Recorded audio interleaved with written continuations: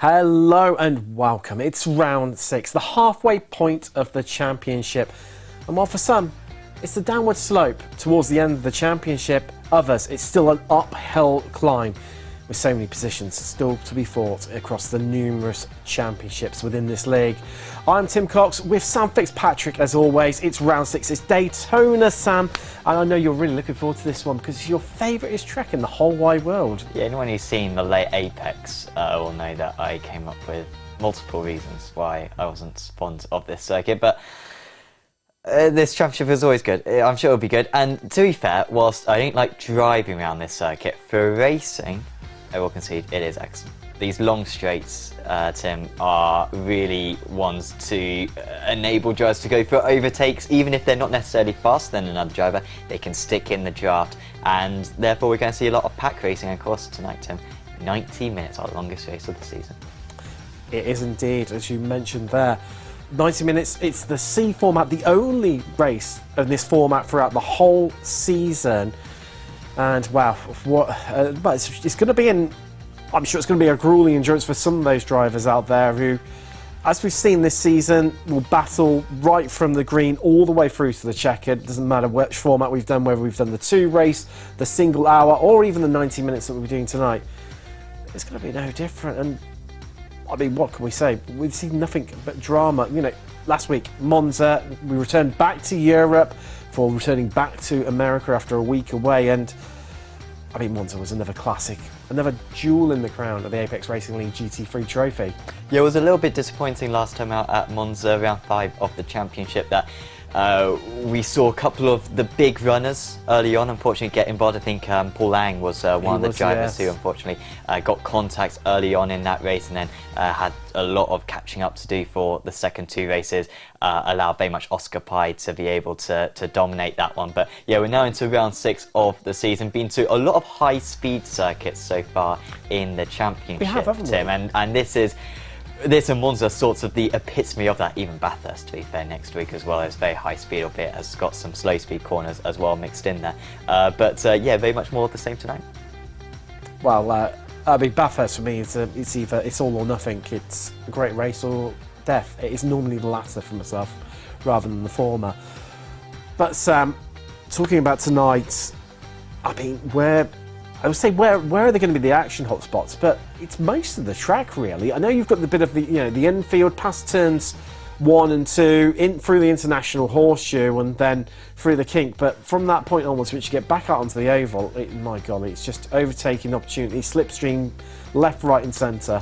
Yeah, in that turn 1, it's such a tricky corner. I think it's one of the trickiest corners I think in certainly all of endurance racing, where it's sort of a controversial comment. Oh, yeah, I'm gonna have to try and think of one that's more trickier. I'll blabble on for another 30 seconds while I do that. So it's off camber, so the inside of the circuit is on camber, it's sort of flat, and then the side of the circuit is kind of slopes away, so it's very tricky to go around the outside there, and also you sort of need to decide, do you take a tight turn in and stay on that flat area, or do you take that wider turn in and be able to maybe take a slightly more speed, but at the same time you risk unsettling the carpet. Then of course you head down to turn 3, opportunity to overtake. Turn 5, very fast corner, you do not want to be going side by side there, going to be one of the action spots when it comes to Daytona 24, and then turn 6, another opportunity for multi-class overtaking within the same class. That will be very tricky. And why overtake at turn 6 or turn 7? Because then you got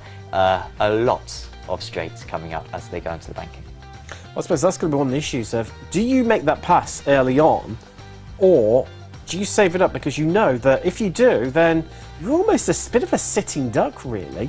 The same with making an overtake into, everyone calls it the bus stop king. Of course, the alliance between IMSA and the World Endurance Championship is now the Le Mans chicane. Everyone's still going to call it the bus stop chicane, just like the last corner at Monza is the Parabolica still. But if you get ahead, Sam, you're now the sitting target, even if you make the overtake into the bus stop, because your competitor's going to be able to slipstream straight past you. It's a little bit of a cat and mouse, but it's when do you make that move and try and get away from the driver in front of you, and equally, you don't want to get left behind for the pack in front of you. Yeah, it's so important that you stay with the pack around this circuit, otherwise if you get a little bit of damage, even if you just fall a second off, potentially that could be the end of your competitive racing. It can be a very long stint whilst you just drive by yourself, or maybe lead a train of cars. But yeah, if you're not with that top group, then you are going to drop time. And of course, like, you know, those decision making important on any lap, Tim, but particularly on the last lap. And that's what I'm hoping for, at least a run to the line tonight, because you want to be behind going through the bus stop on the last lap. You don't want to be ahead, and you want to be able to time that, and you need to do some practice. I'm sure particularly the top guys would have done a lot of practice already to know how far behind you need to be. Something like 0.4 of a second to allow you to catch up just on the banking, and then be able to get your momentum around the outside as you go onto the tri-oval. But it's a very tricky thing to nail. And talking of nailing things, let's talk strategy. Slightly different tonight, obviously, with that longer race. What do you think is the power move around here? Do you think going early, or run it as long and as deep as you can, take on minimum amount of fuel and go again? But then you do risk of having to come through certain sets of traffic twice. It could be a little bit of a tricky conundrum, potentially. Yeah, I think usually fill it up with as much fuel as you possibly can for the start of the race, and then go as far as you can. The thing is, the drivers will probably be taking tyres, because tyres and fuel are now taken simultaneously in GT3s and iRacing, something that's only been the case for a couple of months. Most likely the drivers will be taking tyres for this racing that's that much longer. So do you pit at the 45 and then you've got the freshest tyres in total across the race, or do you go to that hour, in which case you're going to have hour-long tyres and then only use your second set of tyres for half an hour potentially? So you can pit early, but it's going to be somewhere between 45 and 60 minutes. If you're going earlier than that, then I'm not sure if that's very logical. Well, we'll find out if we've been proved majorly wrong. Also, we'll roll the dice and maybe even not take tyres, especially if, you know, if they can fuel save enough down, then surely that's going to be negated by the fact if they change tyres, the length of time that takes versus the amount of fuel they've got on board. If it's less time for the fuel versus the tyre change, although they're done simultaneously, as you say now, with this update to iRacing, it could actually undo their strategy a little bit. It'd be interesting to see what drivers have done their homework and try and work that out. And, well, let's just refresh our memory. Let's talk about the championship standings, and kicking things off with Pro. It's been a little bit of a change, hasn't it? Isaac Arvidsson, he's been out in front, clear as day so far, and then all of a sudden, what difference a round can make, he's dropped down to second.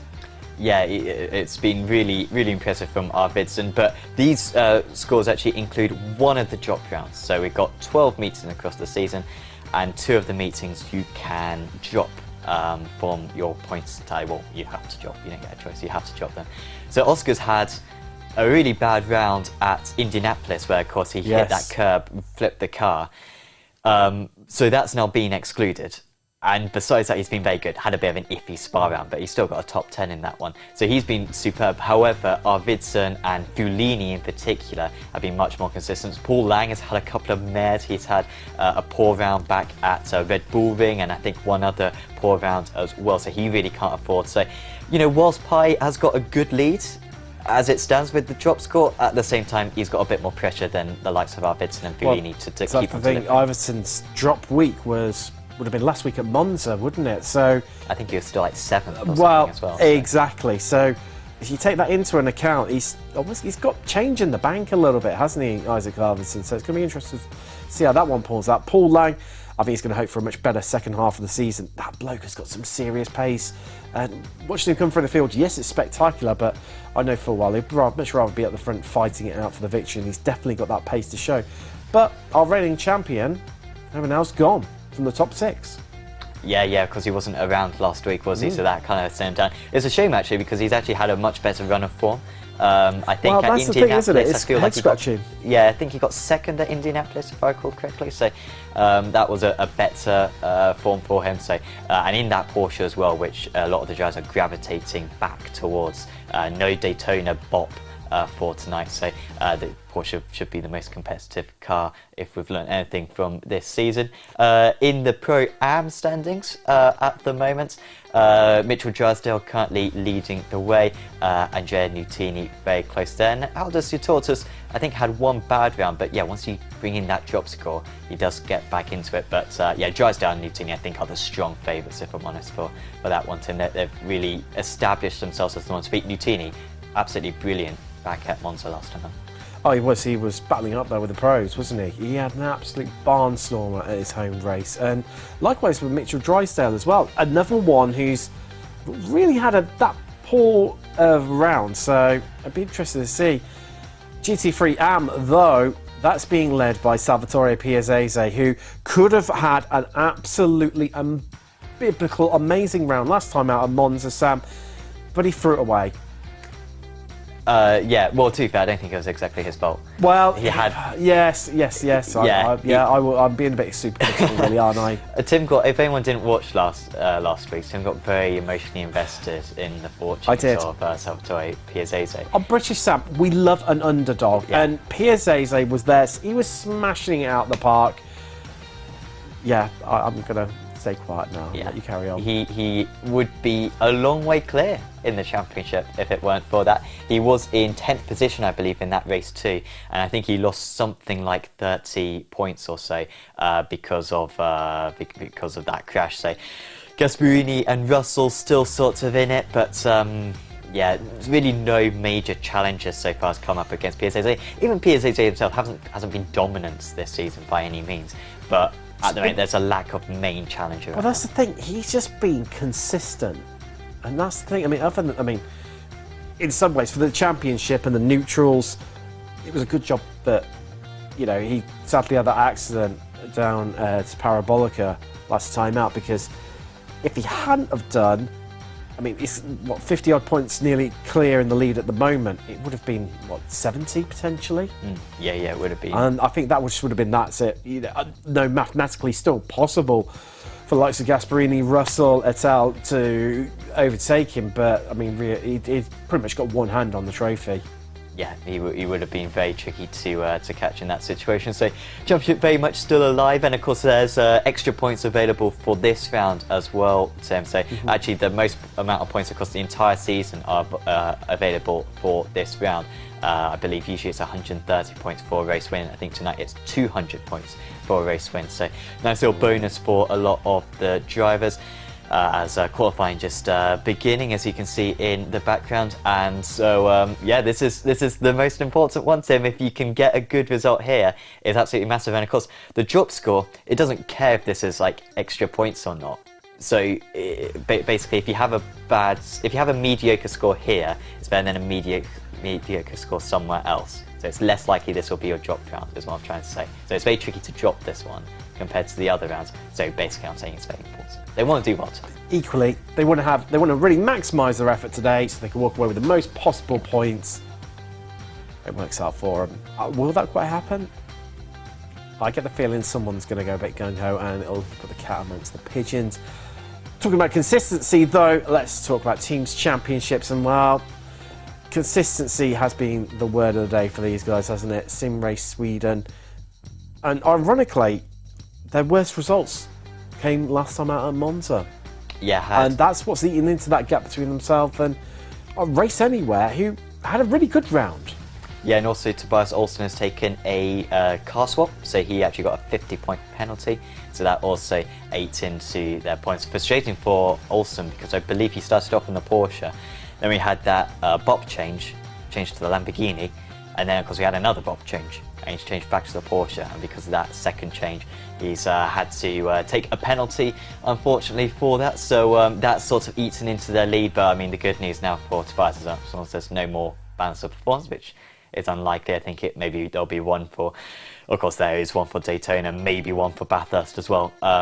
Besides that, it should be fine. So he could be strong potentially, Olsen, but yeah, it's Sport Race Anywhere back into it now. And of course, Will Dames has really been carrying that team for a few rounds now. I think it's up to 3 wins for Will now so far this season.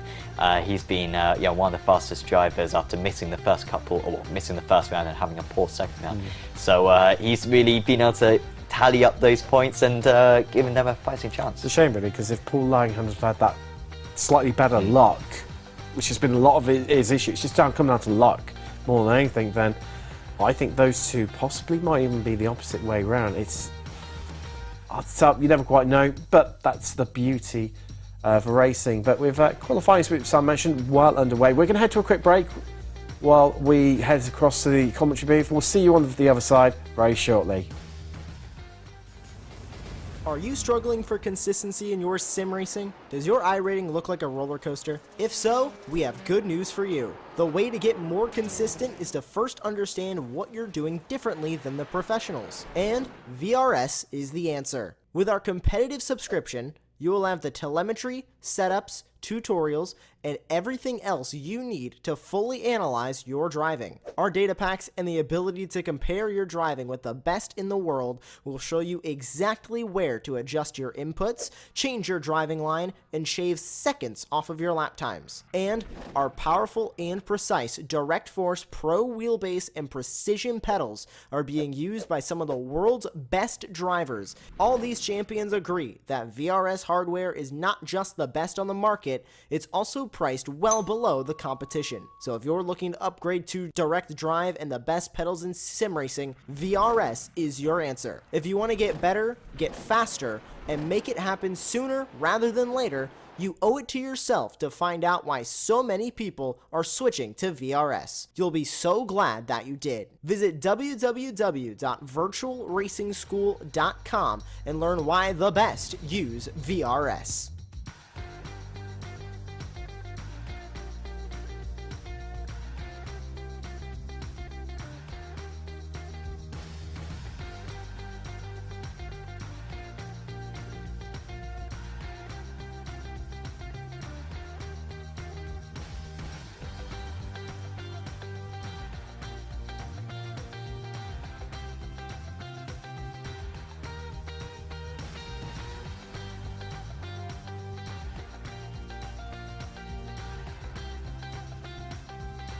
Just 15 minutes, everyone out on track. And I get the feeling, Sam, here we saw it at Monza, the teamwork coming into play and everyone working together. I get the feeling here even more so the case because it's even longer, the draft zones, than what it is at Monza, and they're pretty big. Yeah, they are some of the biggest draft zones of the season. So yeah, this is really when having teammates is going to super help you out there on circuit, and so it's going to be the name of the game for the drivers. And yeah, to be able to get that slingshot out of the bus stop and to the start finish line is yeah, going to be the difference between a good lap and a great lap. That's right now. Seeing well, one of the Race Anywhere Sim Sport drivers, Lamborghini of Frederick Schwartz, provisional pole sitter. That is the thing stand at the moment, though. It's Scuttle of Porsches right behind, and Herbenau, Matson, and Pye. Forrest Schwartz, his teammate of Dames. Your highest qualifier in Pro-Am, that's Pagini. We're followed by in Am. Good at 23rd place to find Rigi in the Audi. To run on board with Frederick Schwartz. Heading down towards the bus stop at the Le Mans chicane, as it is now called, onto the brakes. Nice and light, shifting down, hustling the car through here, trying to take as much of that curb on the exit as you dare. But that's one thing we didn't really talk about in the build-up, Sam, is it? It's quite easy to pick up a slowdown penalty if you cut too much of that exit out of the chicane. Yeah, and they are limited to instance as well, so just 20 instants that they're allowed to pick up. So yeah, just going over slightly will pick up that 1x, and as you say, even further we'll be able to pick up that slowdown, and that can be a real killer all the way down the straight. As Will Dames improving in that first position at the moment. Oscar Pye rounding the banking as it stands. No teammates really for Oscar. One of the Coanda Junior drivers, of course, so he's slightly out there by himself. But well, how good is that? He's going so far this year, this season even, sorry Sam, that he really doesn't need it, does he? He's happy to plough his own furrow. No messing from the young Frenchman whatsoever, not even in the slightest. And Will Dames is taking provisional pole there. All Lamborghini front row with a all Porsche second row right now. Drysdale, his home race. Somebody's Scholarshore heading around there outside of the International Horseshoe. Rodriguez International Horseshoe, to give that his full name. And this one of our welcome drivers, well, that's far free, Adam Hedgecock of Altitude Esports. Just his size. But again, it's almost like looking across there, like he said, his name being spoken. He'll be hoping for a good race. And what do you think for Adam, Sam? You said last time he finishes an average of about 20th. More of the same from Hedgecock? Yeah, I'm probably going to go on a limb here, maybe say P19. Okay. So I think He's at 25th at the minute, so... Yeah, he'll move up. There's no worries. I've got faith in him. I like his aquarium as well. I like that. Really good. We always like good background stuff when it comes to webcams, and Adam's got a very nice setup there. So well done to him. If that was a championship, he'd be leading it. Unfortunately, it's not a championship, and he's not leading the championship that he is in. Which is the Pro-Ams, but he has, like I said, been getting many top 20 results so far. Mitchell Drysdale once again top of the Pro-Ams as it stands, and Daniel Zanon top of the AMS, one of the Italian drivers for 3D Rap Squadra Corse. I've got 41 drivers out here tonight, at least we're hoping to take part. Not all of them setting times. I've got 1 or 2 drivers who have got pit lane starts, but on the most part, pretty much everyone's able to set lap times, Tim. So they should be free to go and have a good shot at taking a win. As Will Dames and Frederick Schwartz, I'm just seeing, starting a new lap, by the way, as Giuseppe Moya moves up into 6th position. That's good work from the 3D Rap Squadra Corse driver. Fellini, they're just suffering that slowdown penalty that we mentioned about. And just park the car into the late toe to the pits, because that's the thing, isn't it? You burn off so much speed that it actually compromises your next lap. Yeah, massively. It's a double jeopardy when it comes to qualifying. And that run is so important. I mean, part of the reason why we have slowdowns, and when you get on iRacing, you sometimes think, well, why when I get a slowdown does it invalidate my next lap time if I haven't served it in time? The reason is because you can get an absolutely epic run. Like, you could potentially just cut the bus stop. Well, now you can't, but you used to be able to cut the bus stop. If you didn't get a slowdown, then you could go onto the start-finish line about 10 miles an hour faster than you otherwise would do. And that would be an absolutely massive advantage. But yeah, that's why the slowdown sort of compromises your next lap, that you have to serve it. And as Tim was saying, it kills your momentum in that scenario. We've got lots of drivers back in the pits, it looks like. I've got 4 more minutes to go in this session. The drivers are free to set as many lap times as they like. They are not limited by any means. So they can just plough around there and yeah, try to get an improvement if they possibly can. So Zanon, another provisional pole sitter within AM, 22nd. All that for Porsche. And within each of the categories, different manufacturers are holding the fastest time. Obviously, Dames, top of the time board for Lamborghini right now. Drysdale, the top Pro-Am driver, he's in a Ferrari. And Zanon, who just mentioned, in a Porsche. 23rd, I mean, Drysdale again. Looks like he's going to be taking that fight to the pros. For what, 3rd week in a row now, Sam? That must be. And I know the Ferrari should go strongly around here. Of course, part of the recent BOP changes was it did have some torque removed from it, but even so, Ferrari's always been incredibly strong in a straight line. And what a better place to use the power of the Ferrari 488 GT3 than around here. On the straights, plenty of high-speed zones. Should run well today. Yeah, and he was really good at Monza, and yeah, you're right to mention that BAP, how we thought that might negate partially that strength, but yeah, he still did very well.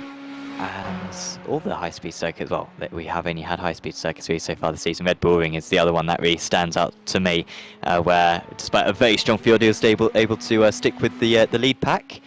And he negotiates the bus stop quite well, which was surprising considering that we were picking him up. And I think he was actually just setting up for that, trying to build up some speed on the banking. Greg Hubler trying to negotiate the second horseshoe. So tricky. Takes a very tight exit there. When you do so many laps around this circuit, Tim, and I've never have done because I've never been able to bear it, but you do get into such like a rhythm, I think, because it's quite a narrow circuit, and you sort of just learn these lines, and there's not too many corners to nail. And it can be, yeah, just a circuit that you feel you're just at one with. I mean, like, there's not a whole lot to it. So I'm really criticising the circuit answer, so I'm trying not to, but I'm just saying that it's an easy circuit. The bus stop's not easy. I think everyone can agree with that. Oh, Schwartz goes to the top. Oh, there's Hubler struggling with the bus stop. Well, that was a big twitch on entry. And, well, to the pits. Yeah. There you go. That's it for him. But yeah, Schwartz improving by 0.2 of a second. He was with Dames, so I wonder if he had the tow from Dames, because 0.2 of a second is a huge margin. It's a massive... I mean, they've been there or thereabouts between the pair of them within the 10th. All session long to see Davide Tricoli right now, but they see, I mean, 0.2 of a big one. Lang improves up to only P10 for him. That's a disappointed one for Paul Lang. The German languishing down in 10th. Oh, by his own standards, that is. Equally, Renault and Mr. Mecki. Oh, Matthijssen. Oh, that was a nice little lap for the Dutchman to get himself up into 3rd. But other than the Lamborghinis looking at the top row, it's the next 2 rows locked out by Porsche. We then have Arvidsson and Drysdale sharing a row. Lamborghini and Ferrari. Ferrari's definitely near the back end as we see Oscar high right now, as we mentioned earlier. One of our 3 webcam drivers today. Turning into the bus stop. Let's see. Looks like there's a bit of serious concentration on his face there, Sam, and juggling the car, but to no avail. I was going to say that there's no aquarium in his shot, but who knows what's in that trophy? Could be a shark or something. For aquarium, Sam. That just sounds fishy to me. Well done. I don't that bombshell. Right. On a scale of 1 to 10, that was a low one. Well, you'd be disappointed if anything higher. But that is just done and dusted. With qualifying 15 minutes complete. And now as we just move across into the race session, we'll get ready for 90 minutes of racing, as we mentioned during the build-up. If you only just joined us, the one and only 90-minute long race this season. It's not far away. Here is your grid for round 6 of the Apex Racing League GT3 Trophy. Frederick Swartz starts on pole for Race Anywhere Sim Sport. Will Dames, his teammate, joining himself alongside him on the front row. All Lamborghini lockout for them. Then it's Mattiasen and Pi starting from the second row. Then followed by another all Porsche row, second and third rows, with Herbenow and Muir starting from 5th, 6th respectively. Then it's Arvidsson at top qualifying Pro-Am, Mitchell Drysdale completing row 4. Row 5 is Fulgini and Lang. Disappointed by that one, ran out the top 10. Tricoli, he's got Harold Asiutortus. So it'll take you up to the 6th row. Row 7 of the grid. That's Salvatore Tirani with Matthias Martinsen. He's well down through the order as well. Bisaglia. I'm getting there with that one on. Bisaglia. Thank you. Always catches me at that. All Italian, right? They're always together, himself and Nini. Without fail. Natini second in Pro-Am Championship. He starts down in 17th with Greg Hubler for company. Row 10 is Jensen Anderson with Florian Renault. They've won the pros, qualifying well down. He was the second off the pace. Hall has Muzameki for company on row 11 with Gabrielli and Salvatore Piazzese, hoping for a bit of redemption here. And our top qualifier in Peugeot as Daniel Zanon for company with Renzo and Hedgecock. Making up row 14. Row 15 is Righi and Puschetti, another all-Italian row here from Daytona with Jeremy De Bueva and Claudio Gasparini in row 16. Thomas Yas, he's got Paul Collishaw for company, another one of the Ferrari drivers, and it's Boots and Philip Russell, one of Sam's favourite drivers. There's a meme about him being George's brother. Goose Franken, one of our newer drivers to the championship, he's got Paul Joseph Quist alongside him with row 20 being Jorge Santos and Cascaracas with Christian Engelhardt rounding out your 41 car field. Obviously Cascaracas and Engelhardt will start from the pits. So the Porsche Island safety car leads away the field. Short formation lap. All starting at the back end of the circuit, just behind the pit bus stop chicane. I just want to go through Schwartz's results so far this season. Tim, remember he won one of the season. But so far he's had a first, a 38th, then a 20th, and then did not start, then a 13th. Safe to say it's not been a very good season for him besides that one race win. But he's back on pole position, and well, let's see if he can make it 2 race wins so far this season. The race anyway, it's pretty much been more about Dames and Lang than it has Schwartz, but can tonight be the difference? Well, we're not long away from finding out. He's going to be controlling the pace. It's surely going to be a coordinated start between himself and Dames. Is he going to go early? Yes, they do. Those Lamborghinis light up those V10s, and they are away. A Dames slots straight in behind Schwartz as we head down to turn 1. We are green, we are go for 19 minutes of racing. So we dive into turn 1. Everyone getting away cleanly, but a free wide in the midfield there when the Porsche's getting involved, but they're all going to merge out the other side. Everyone making their way through as we head down towards the International Horseshoe. Schwartz still leads from Dames with Argson. He's got past Giuseppe Maria. Lang's made up 3 places as well. Just trying to see. It's all Herbin now. He never got going, Sam. I think he started from the pit lane, did Herbin. I saw him dropping straight away. So issues for the defending champion after missing the previous round. He needed a strong run tonight. Jensen Adjenson's having a bit of an issue. Also Greg Hubler as well, dropping down the order. I think they've gone off maybe at maybe the fast kink. I'm not entirely sure, but yeah, bad news for them. No, it was actually the second horseshoe. Oh, 3 cars involved there, Sam. To get back going again. Yeah, Renault was involved in that one. Gabrielli, Hedgecock as well. He struggled to finish in his average of 20th tonight, Sam, with that one. Zanon's had a good start too. He's made up some places. He's up 7. Big losers out of that one. The whole pack really sort of shuffled around. We're heading through to completely first lap. It's going to be Schwartz leading the way. Down the Renzo heading through the bus stop, but the leaders are already clear of that. And it's that tight pack, but we are starting to see a bit of a breakaway. Our top 6. Here comes the push. Dames pushing Schwartz now, trying to push themselves to success. Because Yuri Matson is hot on the heels. And likewise, Pye, they're squabbling in the background there. Lang trying to get his way past. Can't quite make the move around the outside. Giuseppe Morea. As there's more squabbling behind Drysdale. He's had a good start for Lugini, just ahead of him.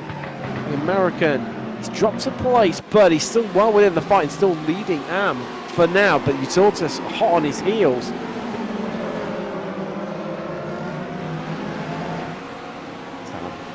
Side-by-side action up and down through the field. It's hard to know where to look right now.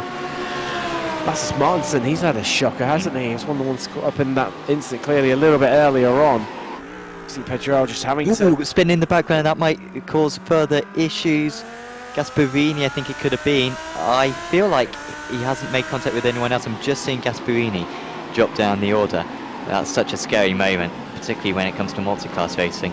But yeah, no damage on that car. He must have either stopped just in time, or the other drivers did a very good job at swerving around him. But that's a miracle right there. So Lang was able to get past Moya eventually. So Lang clearly with a lot more pace than what was indicated in qualifying, and crucially he stayed with that lead pack. So he's probably got just as good a chance at winning this race as Schwartz and Dames, because he is, yeah, once you're in that pack, they're not probably going to be able to get away from one another for the whole first stint, potentially, seeing as how evenly matched they look so far. As Vicky, excellent move there. He is pulling away in 21st place. He is up 8 places from his start. Bit of flashing lights going on in the background there. That will have been Puschetti on Razzo, just to try and give him the bit of the hurry up there, but further up front. Look at how close they are. They're nose to tail, and they've all condensed up. Schwartz leads from Danes, Mattiasen, Pye, Arvidsson, Lang, Muir, all in this lead group as we look back from third place, the 185 Porsche of Yuri Matson of Offensive Racing. And that hot on our heels is Oscar Pye. Say hot on our heels, his front bumper nearly inside the gearbox.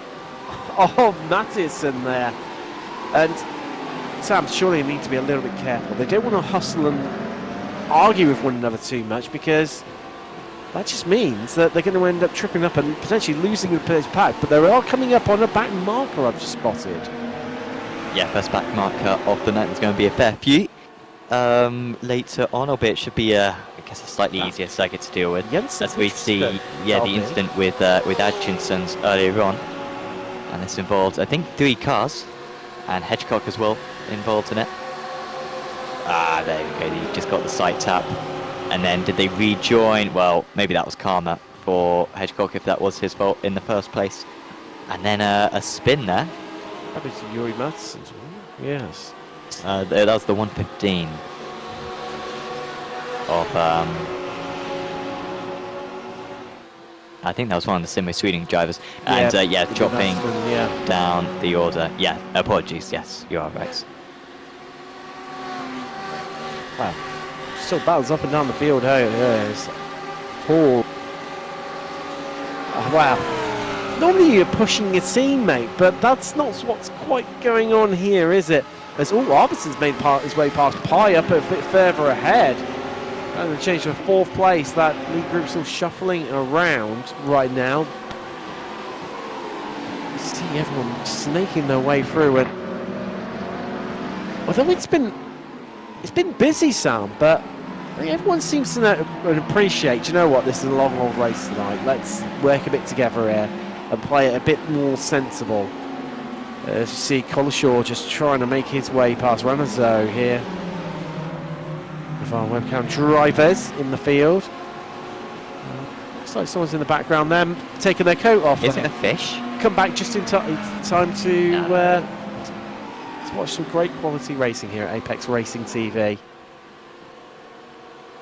Lang is still just holding that 6th position, but you're right about Arvidsson being able to get past Pi just earlier on in this lap. So Arvidsson, who has had good qualifying pace so far this season, but we haven't seen him drop down the order a couple of times, and actually in recent rounds, as if anything, probably been the 3rd fastest Simway Sweden driver, also maybe the fastest after the win that he should have had back at Indianapolis, and then also Mattis Martinsson. But this time it's Arvidsson very much leading that way, and this was how he made the move by not fighting it too hard. And yep, you can't defend into every corner, and when you're driving in such a close pack and you don't want to overtake the car ahead, eventually you're going to get overtaken yourself. So I won't be too concerned about that one. Remember, more race wins than anyone else so far this season. Championship leader, and then Rich Vainafort.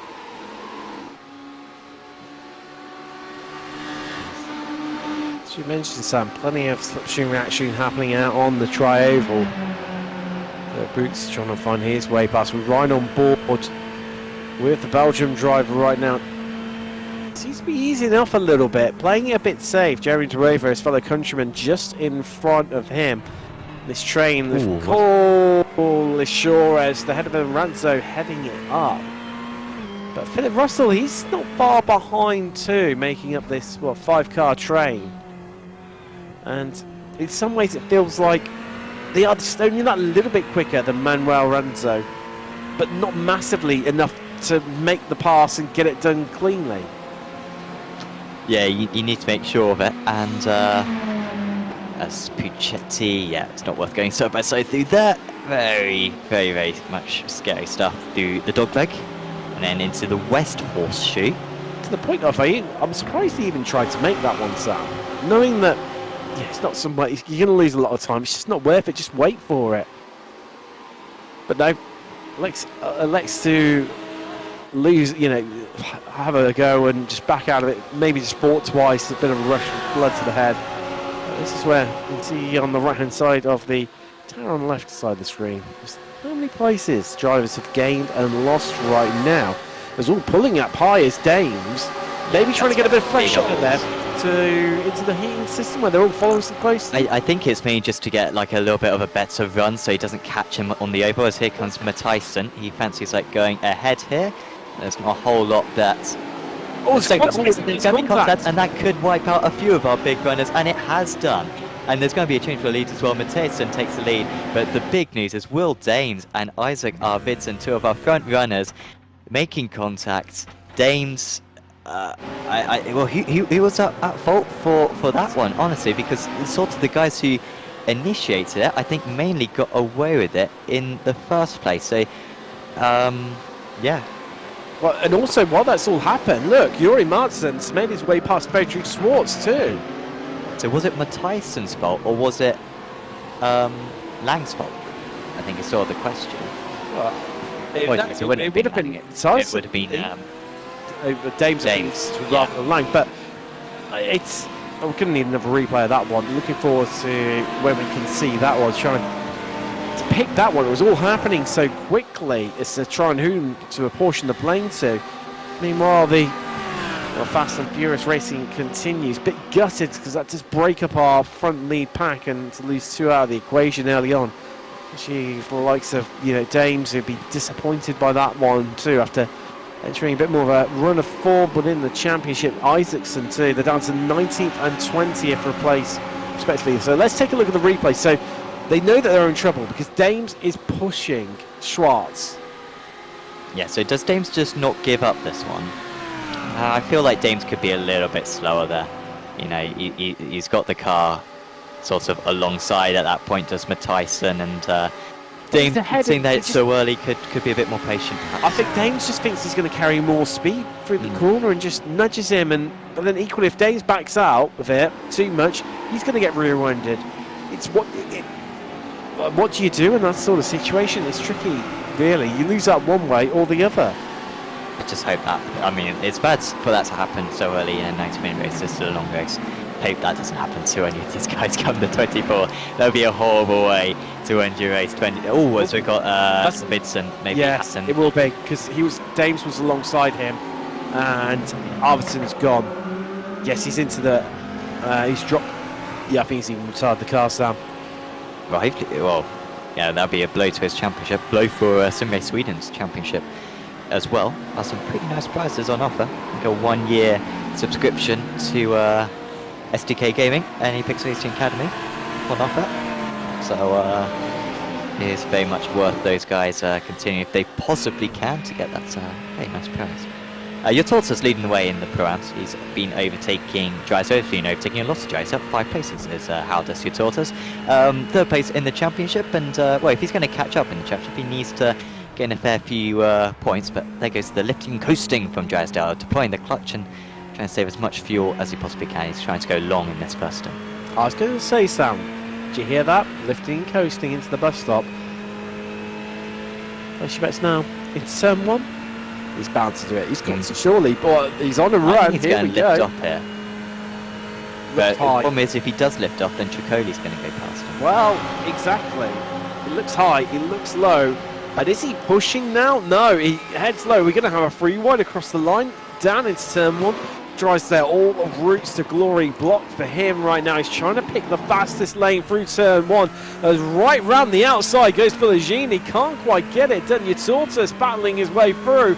As they're side by side into horseshoe, and Tortoise has got it. He's going to do him here. For Drysdale tries to find his way through too. Can't quite do it. Backs out a little bit. But needs to be careful because Kuchkoli is hot on his heels right behind him right now in the Audi. Let's take a look at this replay, Sam. So this was Arvidsson, why he went off earlier on. This was Dames just in front of him. These two have already come to blows, and a little bit of a knock there, and Isaac having enough. That was it for him. And unfortunately, our man who won 10 consecutive races, remember, at the back end of the last F3 championship. Was dominant. Yes. Has had a couple of pole positions so far this season, but nothing like the success of that. And Daytona will be a big disappointment for himself. Pai still up there in 3rd position. Pai didn't make contact with that instant down in turn 1, did he? I think he made a little bit. Nothing too. It was a bit of contact, Sam, but nothing too. Because his car looks very good. It looks very clean so far. So and he's not losing any time to these guys. Why you say that, Sam? Oh, he's prepping the throttle. That's what he's doing, and then dip of the clutch. Into turn 1, eases it through. Very peaceful drive. I mean, you kind of see how little these front guys are pushing. It's a bit more competitive. Bizzaglia, Batsing Hall's had a great race, hasn't he? He's up 9 places. Most of them weren't made on lap 1. He's had to work his way through. So really good pace so far for Samsung Simsport driving. Has just got past Bizzaglia. Russell now gets him past Collishaw. Can he get that one stopped? He can. Might well have George actually with him, of course, on his winter break at the moment. So doing very well for the race factory driver. So I'm just hearing, Sam, that Christoph Herbenau disconnected at the start. And he hasn't taken the good since. So that'll be another It's one of those, pointer. isn't it, that sometimes you think, do you know what, I'm going to be laps down. I'll just throw the towel in. I'll go and go and have a drink. No night, okay. Or you can just get back and enjoy the racing, because I tell you what, we've had some absolutely blinding racing so far, and we're only 15 minutes in. We've still got another hour and a quarter of enjoyment, excitement, drama, twists and turns to the tails. And it's hard to know who's going to come out on top with this one. Last time around, Paul Lang, fastest lap of the race.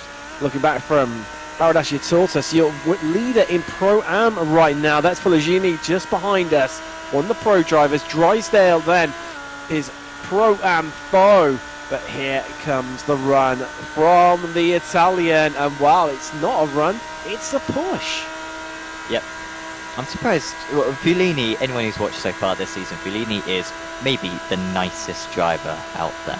He doesn't fight unnecessarily. He plays the percentages. So far, he's finished in the top 8 in every single meeting this season. We really don't see a lot of him on camera, and yet he's up there in 3rd place in the championship with our Vidson's troubles. He's going to be up into 2nd place in the championship. And well, if you get rid of drop scores, maybe he's even in the lead of the championship. So he's been absolutely epic so far, as we see a big move there from Trani on Tricoli. Not sure how deliberate that was. You get such a slow up in a lot of these corners, particularly turn 1, where you're always going to brake earlier than the car ahead of you, because if you're braking at the same point and you're already nose to tail, then that's just suicide at that point. So you're always going to just add that little bit of margin for error.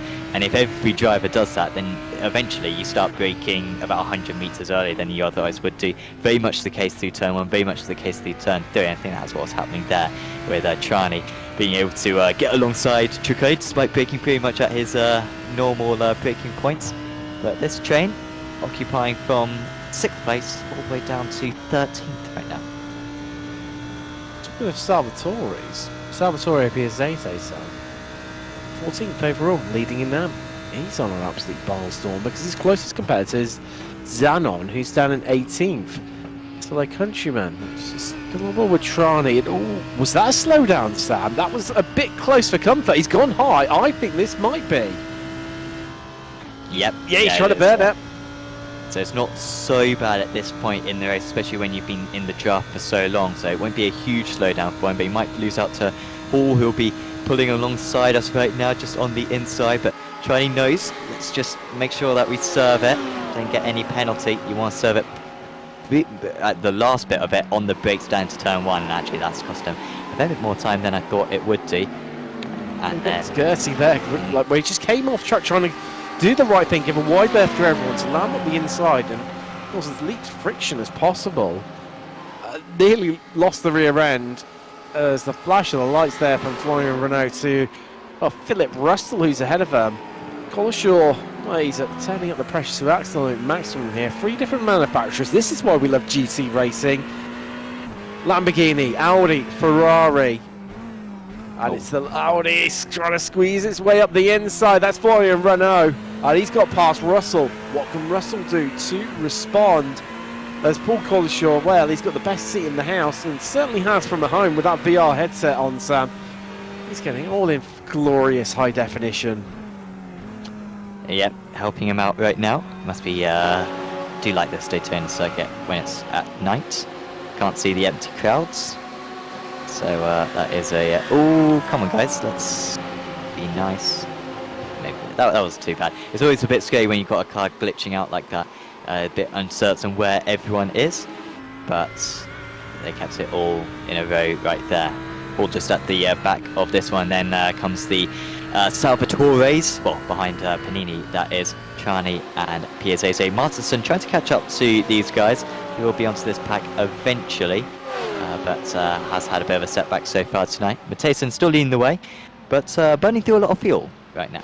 If anything, he's probably last out of these top 5 in reality because he has been leading for so long. Schwartz led a little bit of the way as well earlier on in the race, and so did Will Dames actually. Talking about Will Dames, he has come into the pits. Didn't burn through that much fuel, but this is a very early stop. He won't be able to get to the end of the race from here. He will need to do another stop off. Damage from earlier on, Sam? Perhaps so, but I'm surprised that he's had to pit, because if he'd done another 10 minutes, then he would have had enough fuel to get to the end. Then I suppose, well, depending on what the damage is, it can burn off a little bit more fuel as well. Don't know. We'll keep an eye on Dame, see whether he comes back out at all.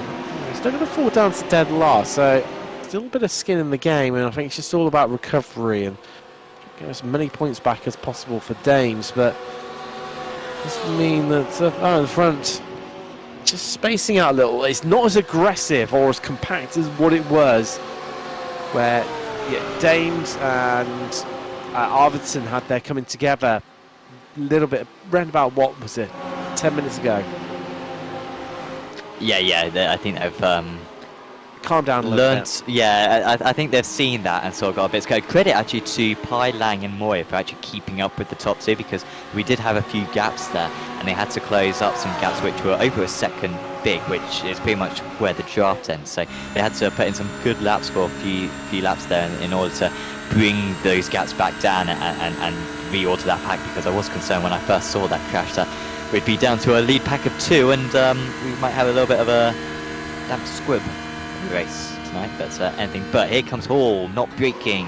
He doesn't want to lift and coast, and he is easily passed. Looked very easy, that one, but that was just because Tricoli decided to lift out, save some fuel himself, and Hall thought, no, I'm going to brake properly, and he went through. So Hall, basically, I think the reason why Hall's going so many places, he's not fuel saving right now, which is fine, honestly, because you're fuel saving anyway in the draft. He's happy to just get through the order. The risk with that is that you do risk having a collision. So. Well, look at him. He's loving life right now. Doesn't matter. Give me the inside. Give him the outside. I'm coming around you, whatever which way, says James Hall. Right now, Mitchell Drysdale showing him the outside that he's backed right out of it. He said, no, I don't want to be a part of this. I've got my own strategy. Allows Hall to get on off the road. Yes, Drysdale's lost a little bit of time, but I think he's picked the safer option there.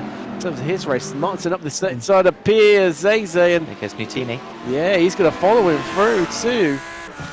Piazzese's gone from having, 14th and a couple of gap between himself and Zanon in terms of number of cars to it's just Muzumeki between the two AM drivers. Well, scrap that. Muzumeki, you see in the background, he's pulled alongside, he is slightly ahead. We run on board. Well, looking back from Nutini. Oh, they're as close as you like into the braking zone. This is going to be close. And Muzumeki is ahead of Piazzese.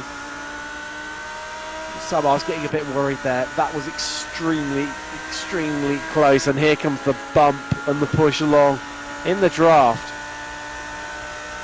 Wow, that is concentration on the eyes of his driver avatar there.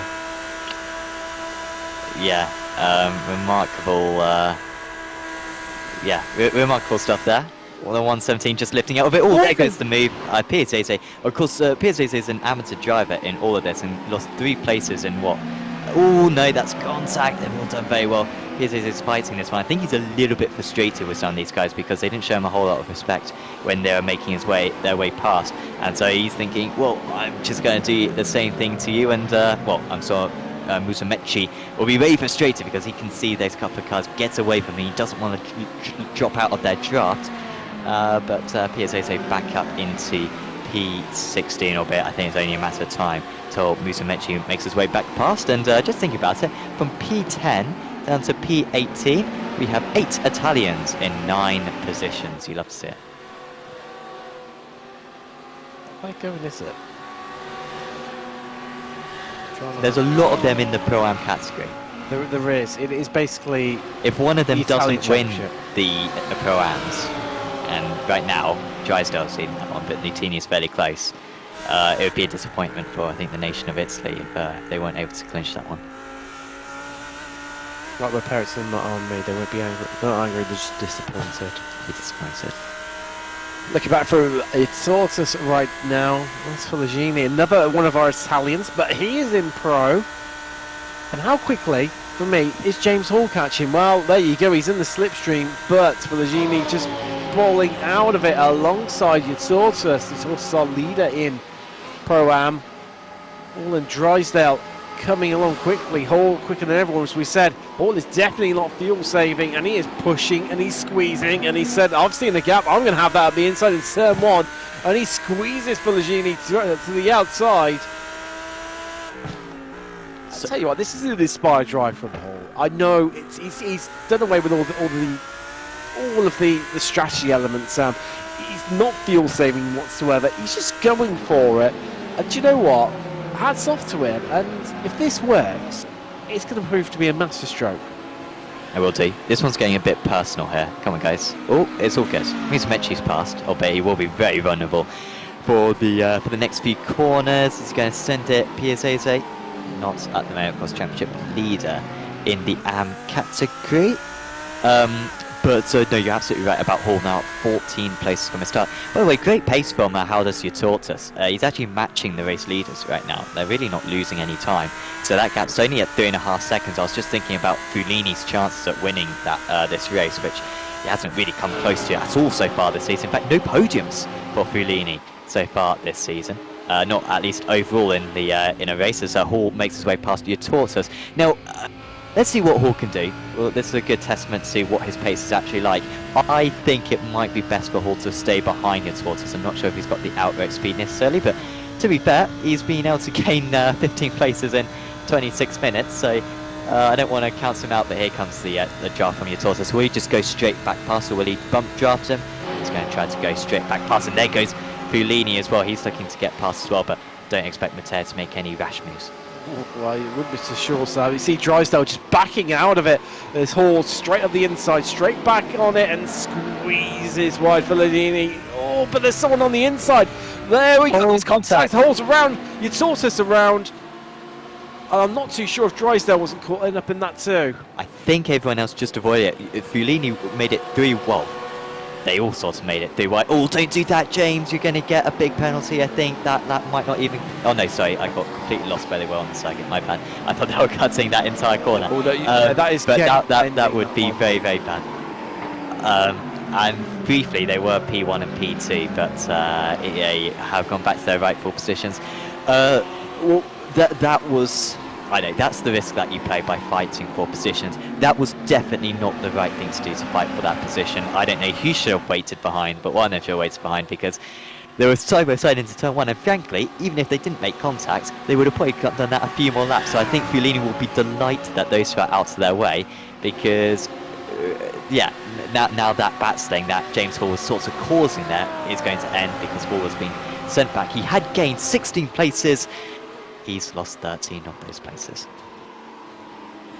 It's gutting really, because it would have been interesting to see what Hall could have done.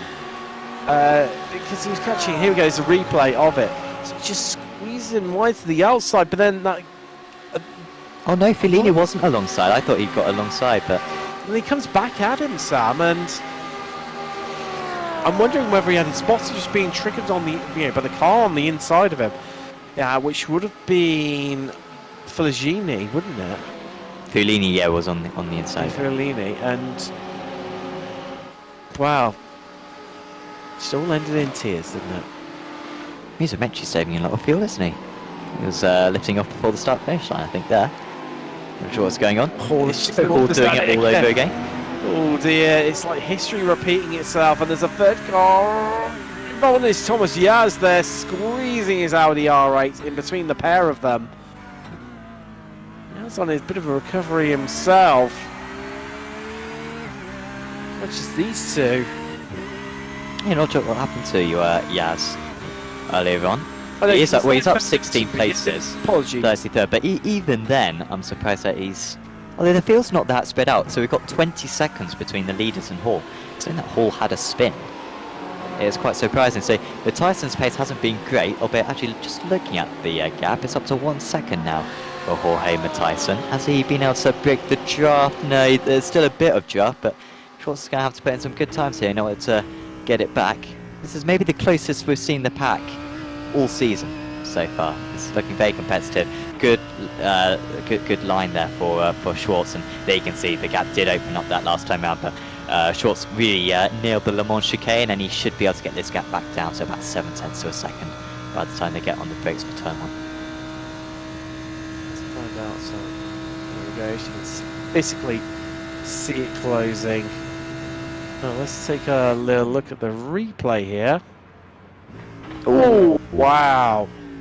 Misunderstanding from both of them, maybe? Yeah, just there's so many different lines. Like I was saying earlier on, you can take a tight line through there, you can take quite a wide line. So it's like pretty much everyone's taking the tight line there. But yeah, this is not an easy multi-class circuit. I keep on thinking about the 24 coming up, and you got to have a lot of respect for your fellow class in order to get around this place, because you have corners like turn 1, which when you've got 3 wide in 3 different classes, it can be a nightmare to be able to get through. Hall has got past Yas, by the way, and Yatortus. But these guys need to start thinking about the power of friendship and start working together and get themselves happy, because they're all much faster than what their positions indicate. Yes, I think that's definitely one thing we can agree on. But having said that, Sam, in equal measures, especially if you look at their fastest lap times, it's always a little bit misjudging around here due to when you pick up the slipstream, etc., because there is so much of it. It doesn't necessarily define the outright pace, but I mean, if you look at their last lap time, I mean, they've been scrapping away. It is actually a little bit slower than the cars ahead of them, but having said that, like, they were all scrapping away. So you give with one, you take with the other. Here comes another tap. Here's friendship. That's it. And well, maybe that was just temporary, because you don't want to overtake into this bus stop. You want to overtake later on. So everything sort of just sitting right here. We're expecting drivers in as early as 45 minutes. I think most drivers will push it as long as they can. If you pit earlier, then you get fresher tyres earlier. We're expecting everyone to take all 4 tyres for this race. So that is something that the drivers are going to consider as we get a replay of the previous lap in this lap. That's what All did on the pair of them. Interesting tactics, just pushing into turn 1, pulls out the slipstream and says, thank you very much, I'll slip through into turn 1, and he just carries so much more speed compared to everyone else into turn 1. It's frightening, but now he is ahead of them, and this is what I was intrigued to see Sam earlier on, was when he got to the front of that pack, what could he do? Because he didn't have the slipstream of anyone else. He would have been punching the hole in the air for everyone else, and doing so, that would allow them to fuel save more. And I'm not sure whether he would have necessarily been able to catch up, or, I mean, truth told, we will never know. Let's all this lot have everyone in front of them all have big accidents and lose that amount of places, and then all of a sudden they're brought back together again. That's highly unlikely.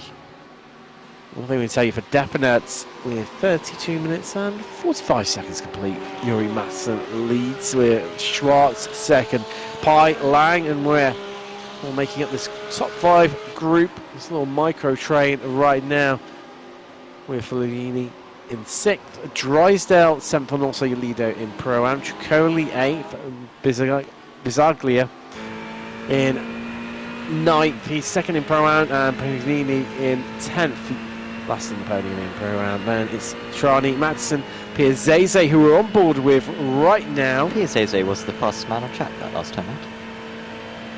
I was ruling him out. I apologise to that. It's alright. He got overtaken by a few drivers earlier on, including Martinson. And I was saying, oh, he's going to drop these places eventually anyway, even if he does fight it. But I have been proven wrong, because actually he is going toe-to-toe with one of the fastest drivers in the series. And having a great time. But there you go, faster than the top 3 on that last lap again was Piazzese. He's leading Am right now with Zanon 16th and Collishaw is 3rd, but he's all the way down to 23rd right now. Interestingly, Schwartz, since he lost the lead to Matheson, that gap has stagnated around about 7/10 to 9/10 of a second, somewhere in that window. Yeah, I don't know if he's like pushing 100%. Maybe if we just ride on board with him all the way to the bus stop, see if he's lifting and coasting at all. Because I'd be surprised if Matthijsen, who we haven't really seen so far, or much of so far this season, I'd be surprised if 1, Schwartz can't keep up, and 2, if Price sees that Schwartz can't keep up, Ah, he's lifting, coasting. There you go. Okay, so he has got a fair bit more pace to Schwartz. He could catch up if he wanted to, but instead he's trying to lift and coast. Pi was doing a lot of lifting and coasting there. Dropped quite a bit of time actually after being nose to tail. Yeah, they're all trying to go as fast as they possibly can at least, or maybe not as fast as they possibly can, but take as little fuel as they possibly can at their one and only pit stop. I'm just listening in. There's got to be a big lift in turn 1, and there is. Oh, yeah, wow, that is a big lift, Sam. Pretty much as he came across the start-finish line, engaged the clutch and just coasted all the way to the apex into turn 1. But Tyson seemed really slow down the straights that last time out. Like, he seemed to lose half a second down the first straight and then more than half a second down the second straight. And sure, I know this toe's very big, but it didn't seem to be that big earlier on in the race. So I don't know if he's accidentally picked up some damage or something. Just been feathering the throttle a bit. It's hard to tell. Fastest person on the track actually is James Hall, who's about to get another place. There we go. Daniel Zanon is next victim, per se. But Porsche v Porsche, they're strong in the same parts of the track. They're weak in the same parts of the track. It all comes down to the driver ability. When it's the same manufacturer against the same manufacturer. Oh, it's Thomas Yaz tries to have a bit of the slice of the pie in terms of the action and head through, but can't quite do it.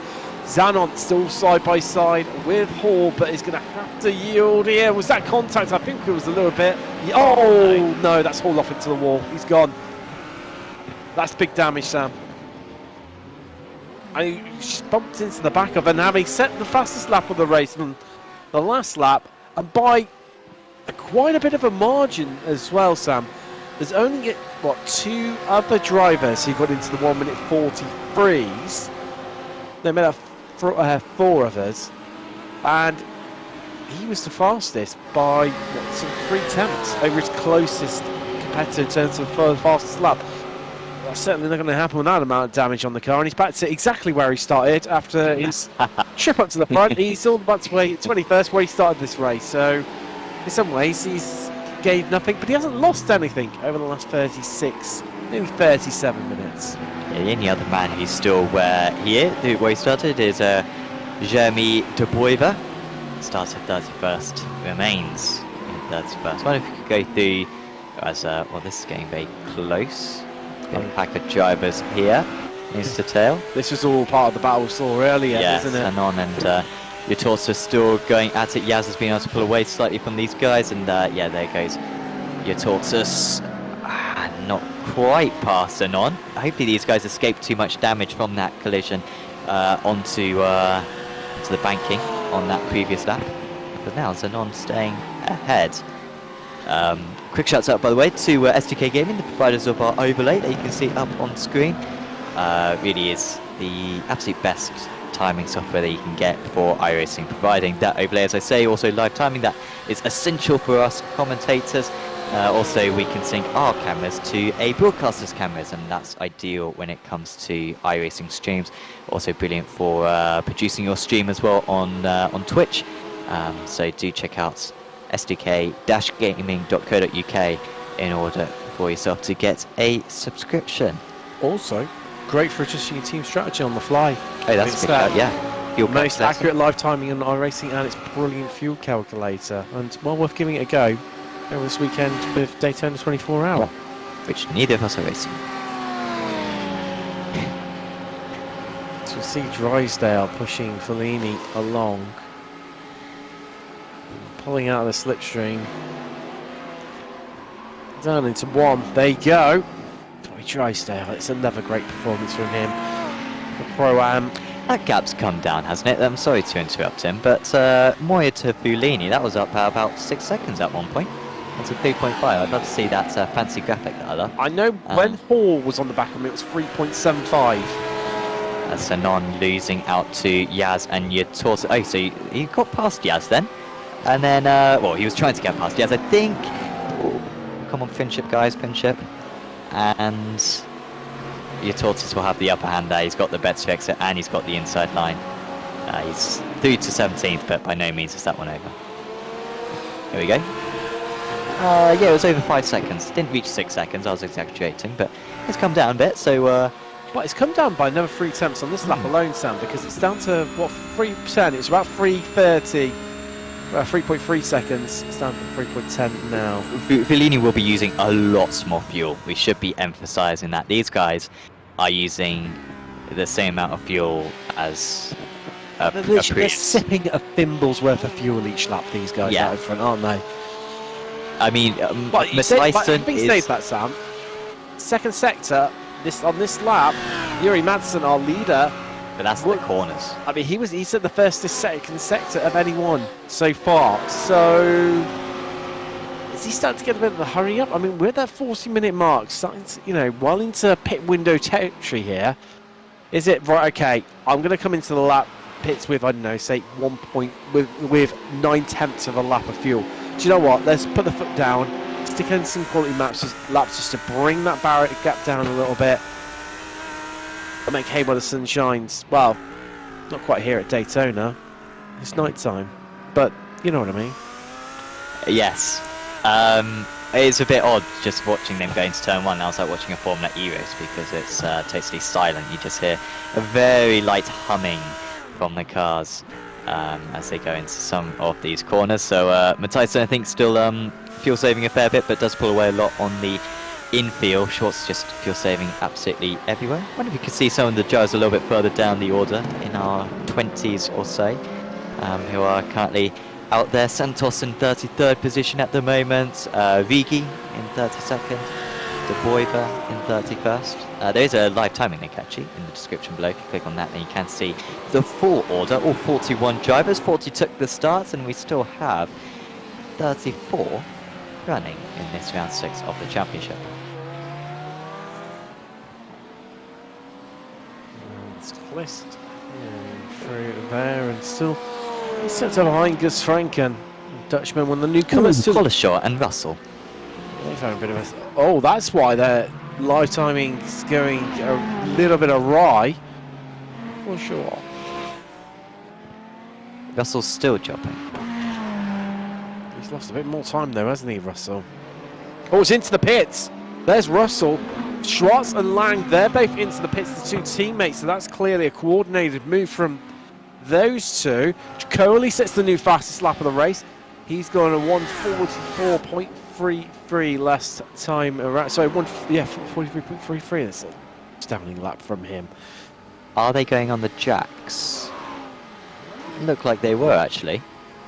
Oh, can't tell much from... I'd say no, Sam. I'd say there's no tyres going on there. Yeah, let's see how long the stop is. Usually 23 seconds I think it is now for fuel. I think it's a little bit shorter than it used to be. Well, yeah, I think they are taking fuel and tyres then, in that case, because they're being held for as long as they are. Thanks, look, he's out. I'd say 28 seconds. A pair of them, that is just fuel. Oh, but tyres take 28 seconds anyway, so they'll, unless there's some advantage of worn out tyres, which I'm not aware of. But I think the reason why they come into the pits quite that early is because Matyson's pace just wasn't strong enough. That they've thought, well, we're not pulling away from the likes of Fellini right now. Let's just go at it by ourselves. We've got enough pace by ourselves to be able to jump these guys, and really gone something alternative. As that was just an unfortunate slow up there from Russell, and Collishaw went there, didn't he? And that's what just caused a bit of rotation. And then Collishaw, not expecting it, straight in the back of him. Who do you think is going to win this race right now, Tim? Do you think that was a smart decision from Race Anywhere? Sam, I will give you that answer. Oh, come on. Come on. No, I think it could be inspired because they've got someone to work with in the form of being teammates, so each other. This could work. I think they've got to. Yeah, they've come out into a window. Come out just in front of Franken and Kliss, while having a gap behind them to, in front of them, to Collishaw and Puschetti and Boots, Sortis and Yaz, two J's of Pro-Am, scrapping out with a 13th overall. Yeah, it's fastest second sector of anyone. Times are definitely starting to tumble, Sam, aren't they? You can feel there's always a bit of a shift in momentum. And here's the two Race Anywhere drivers. No one covering them off, interestingly, so it's not as though Pi and Moy have thought, I'm going to jump on this bandwagon. They weren't exactly invited because they're not teammates, but still, they might try to But that's join. the thing, Sam. Of those top guys, because none of them are teammates, if one of them, you know, unless one of them needs to either all go, or get the feeling they're all going to be waiting for one another, so nobody will go. I think Matthijsen's pace has just increased, so he's back into the 43s now as Matthijsen, just as fastest lap of the race, so he realises now that this is a battle not on track, this is now a battle between a driver or a couple of drivers who are 40 seconds behind them. So Matthijsen and Pi working together now, and they've actually been able to drop Moya. So Moya's pace improving as well, but it's not strong enough to keep with these guys. So Matthijsen and Pi working hard to keep their pace up, see what they can do. Fellini will probably start to lose time, as will Drysdale and Tricoli. They will struggle to keep with those top guys, and you can see that gap starting to open up. 5.3 seconds now, the gap between first and fifth. First and fourth, my bad. So, looking at things right now, Pellegrini fourth, Drysdale fifth, Tricoli sixth. Pretty neutral, looking down through the field. Otis Martinson's had a bit of a rough day. Hasn't he? He's got Ncini's behind him as Meki. Yasin Sources have caught up onto this group. It's currently being led by, well, one AM driver, leader in AM, Salvatore Piazzese. He's had a good race, hasn't he? Talking of AMs, Klist. He's just behind Gus Franken right now.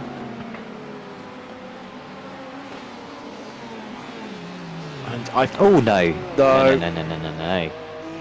Well, yeah, you got the wrong car, I think, there. That was, it was Gus Franken. Yeah, it was Gus Franken, yes. My apologies to him.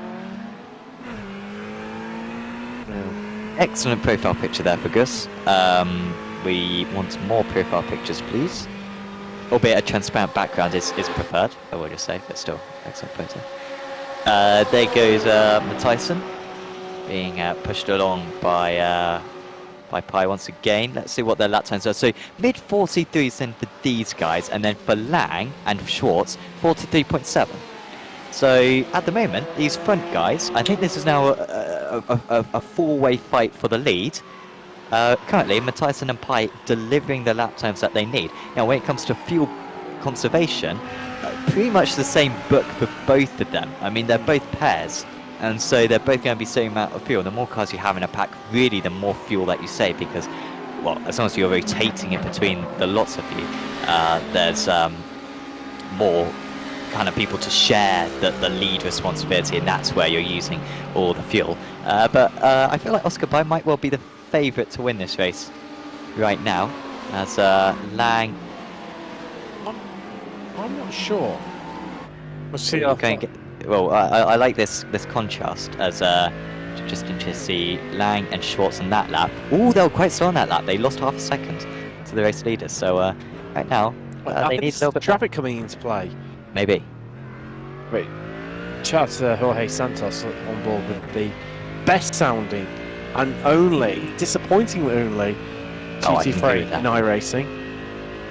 So Mercedes AMG GT3. 2020. Yes. Go version 2, whatever it's called. Yeah. The option actually ticked. No, good for Santos to be representing that car. We have had a couple of McLarens so far this season. And no Fords. Why is that, Sam? No Fords. Big shame. Banned them.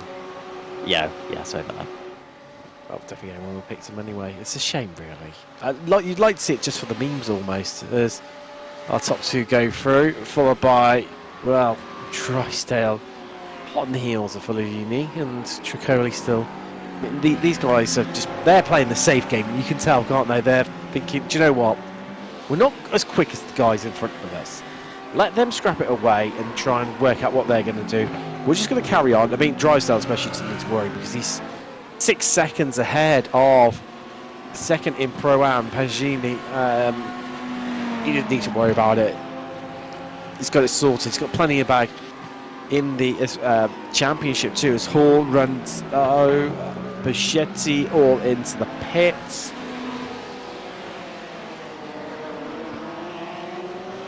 Yeah. So pushing on right now. Surprised that Hall came into the pits quite as early as he did. Albeit, to be fair, he was going to have to pit. I earlier thought he than was going the to come in others early. because of fuel. If I'm honest. Yeah, potentially. But they'll get some fresh tyres on those cars. And yeah, should be quick to the end of the race now. As Hall is still being held stationary. A little bit of a longer pit stop, actually 33 seconds for James Hall. But yeah, that's because he was not messing about with fuel saving. He was going for it. He was overtaking lots of drivers and yeah, not deploying the clutch as much as others. So slightly longer stop for him. I don't think he was deploying it at all, Sam, if No. I'm honest. I think there was zero of that sort of tactics going on right now. And I think these two know they're in a bit of trouble, if I'm honest with you, Sam, Madison and Pye, because Pye is not bothered to overtake Madison. He's just pushed him. But their lap times are good. Their lap times are good. Yeah, I 43, think that's because Pye's pushing Madison, and they're trying to push these guys along so that they can basically try and wean out the field. They're dropping Maria, who's in third, and also I think they're doing it as well, so then Lang and Schwartz don't become a threat to them further down. Mattis Martinson into the pits. Ooh, someone exiting stage right there. Quite catchy that was. Randazzo, maybe. I think it was Randazzo. Yes, I think you're right there, Sam. I think you're absolutely spot on. Yeah, trying around that, and Pye still. Look at him, concentrating. We want to a back marker there, and it's getting closer and closer. And it's how they tackle these, and where they catch them. The last thing you want to be doing is catch them into. It's sort of like the bus stop, Sam, where you need to be catching them on the exit. The shaking the cameras there, you get a real feel for the volume of these cars that they produce, and also, you know, the speed at which they're passing it at. I think they're going to get away with this one. Maybe a little bit held up, Madison, on the exit of the bus stop, but going to make his way past that past Pichetti, isn't it? Yes, it is. Filippo Pichetti of Northamptonshire Racing in the Ferrari there. Oscar Pye straight back into the slipstream, and here comes the push. And a few people may be questioning. There's all that tarmac on the inside. Why don't they use that? Well, the yellow flag rule is yellow line rule, apologies, is in effect. And to those people who aren't familiar with it, that's basically a rule from NASCAR where unless you're forced below the yellow line, you cannot go below the yellow line. You can't just dip onto the yellow line and be able to pull off a move. As that's some very aggressive pit entries. That was your tortoise, only gaining 2 places there. Well, pit entry. I'm not sure whether he didn't get it slowed down in time. You either slow that down to perfection, or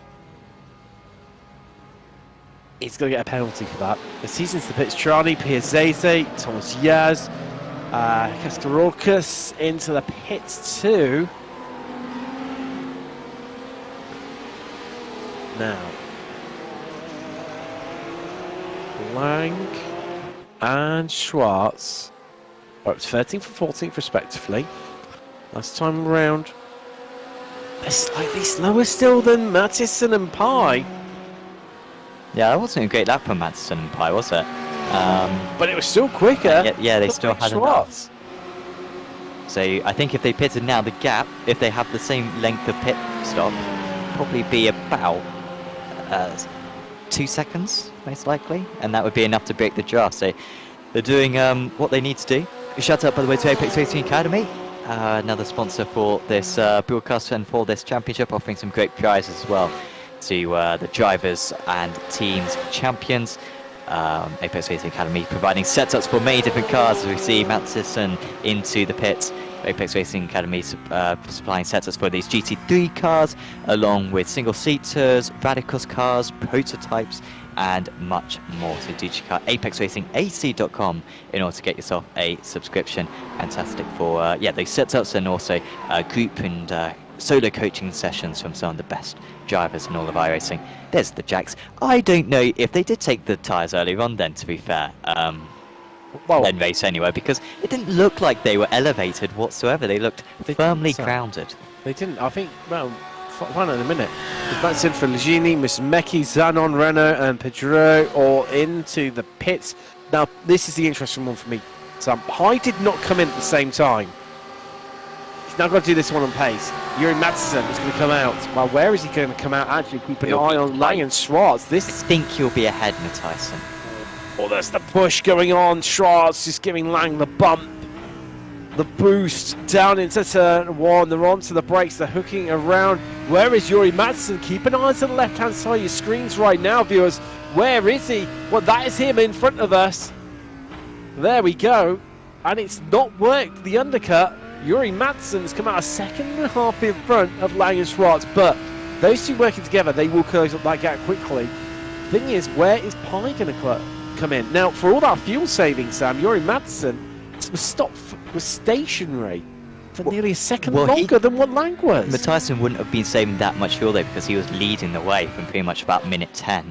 So he was punching the hole in the air. So Pi should have the shortest pit stop possible, basically, in terms of he will take as much time as it takes to get the tyres on the car, but nothing beyond that. Now Pi needs to hope that he doesn't have too much traffic. He wants to be able to stay out here on low fuel, because that's when the car is at its absolute peak and be able to pull away. Problem is, if he's got traffic, then that's going to completely scupper any plans about that. So he's got some traffic ahead of him. Matthijssen seemingly with a fairly clean track, but it's, I think you've mentioned it before, Tim, it's where you catch the traffic which matters. As we see right now, Coley, Pagini, Mazzini, Drysdale all into the pits. Oscar Pi, oh, he's so close to being into the 142s with 143.09. That's probably going to be a second faster than the race anyway, guys. And that's just the low fuel, I think. Well, low fuel and some very good traffic. Where he's catching that traffic too, Sam. He's on board with Pi. Is he going to be in this time around? It's only himself and Giuseppe Moya who've managed to eke this one out for as long as they have. Everyone else is already headed into the pits. I think Pi has one more lap. If Moya's gone this far, Moya don't feel like he saved as much fuel as Pi. Was Moya? Moya was at the back of this chain, but he's been by himself for a little while, hasn't he? Kind of got dropped by the top 4. So yeah, I reckon Pi's got one more lap here. But let's see if I'm going to have egg on my face. Well, at the moment, he's 50 seconds clear of Yuri Mattisson's, who, well, he came out a second and a half in front of Lang. That gap has now shrunk to 0.8 of a second. It's closing. Ooh, it's almost like just keep them guessing. Pi has a bit of a cheeky swipe, but yeah, you're spot on, Sam. Look, Moya into the pits. Pi carries on again. And as he crosses the line, well, not quite as quick as he did the previous time around, but a 143.4 for him. Now, where does Moya come out in amongst this little lot? We look at this battle down in the midfield. In the meantime, Martis Mattisson, you would not expect to see him down in 13th, squabbling out with, well, no disrespect to the likes of Yaz, Usortus and Natini, but he is. But Simrace Sweden, the shine starting to just disappear off the championship lead, Sam. Yeah, it's dwindling. With Race Anywhere having such a good round. No Tobias Olsen, unfortunately, tonight, as Moya exits the pits. Now, that's a good pit stop there for Moya. I think he'll still be behind. Oh, no, it'll be tight. It'll be very, very tight. There is some look on the left. Nah, he'll still be behind then, will Moya, because the pit lane line is ever so late. But he might be ahead of the Race Anywhere drivers. I don't think he will. Look, keep looking behind us. There he is. And they're going to get the run onto him. Lang's up the inside. He's trying to be last of the late breakers. And he gets the move done. Moya is behind Lang. But Schwartz is right on his heels. And he needs to get up to speed very, very quickly, does the Italian. Otherwise, Schwartz is just going to slip his way through. And he's desperate to get his way past. He wants to be with his teammate. He can't find the way through. The road is blocked right now. And of course, these guys who pitted later will now have fresher tyres to the end of the race. It's going to be an advantage. Here comes who was able to push it further than anyone else. Usually GT3s as he may have been locking the tyres a little bit there. It might be tight on the pit limiter.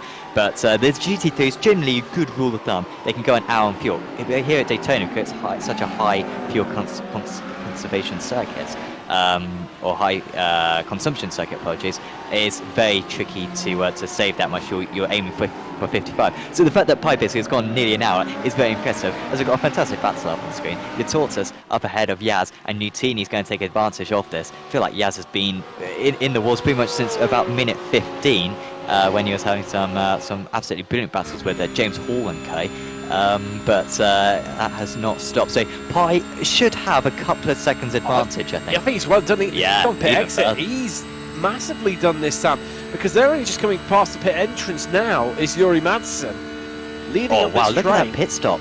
23 seconds, so he's 5 seconds clear, at least. Wait, look, he didn't take tyres, I think. Looking to the left, Sam, and I cannot see him. That's because Pi's off and down the road, and he's through the International Horseshoe. Is there, well, not even approaching it. Look in the background.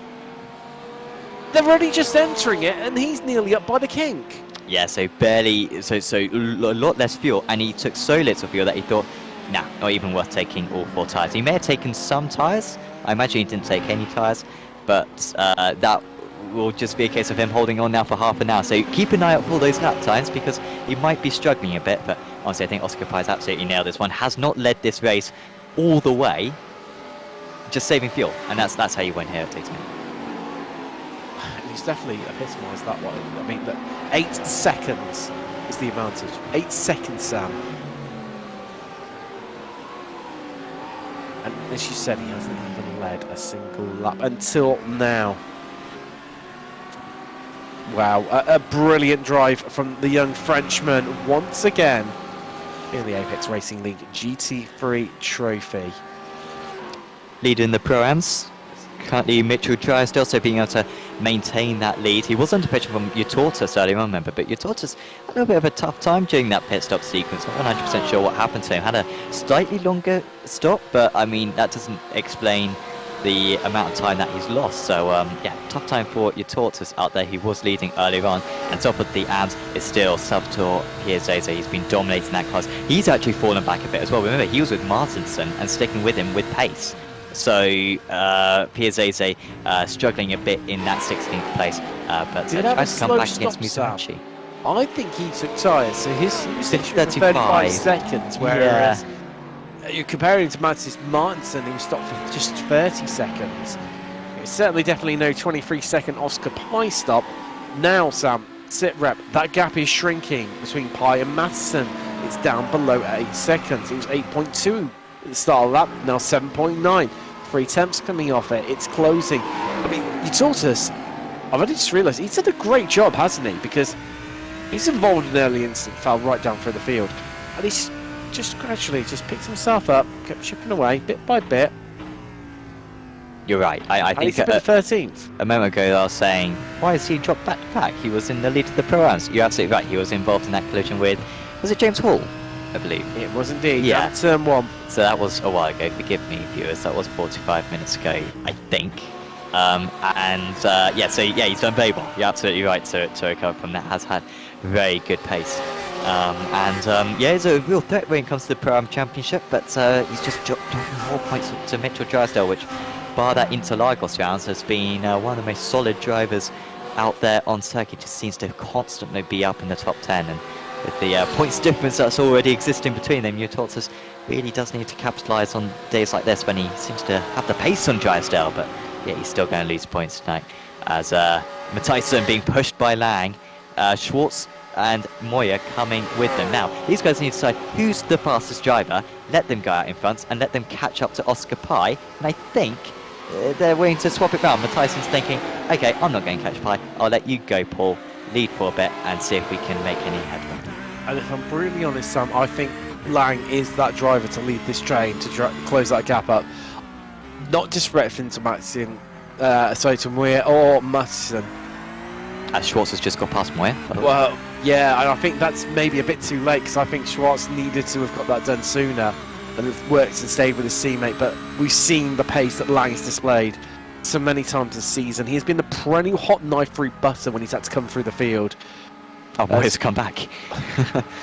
Come on, guys, it's the infield, and they're swapping positions every other corner. Not losing much time, though. Here comes Piazzese. Is that past Bizzaglia there? They're actually very evenly matched. But yeah, that is him getting past there through that first sector.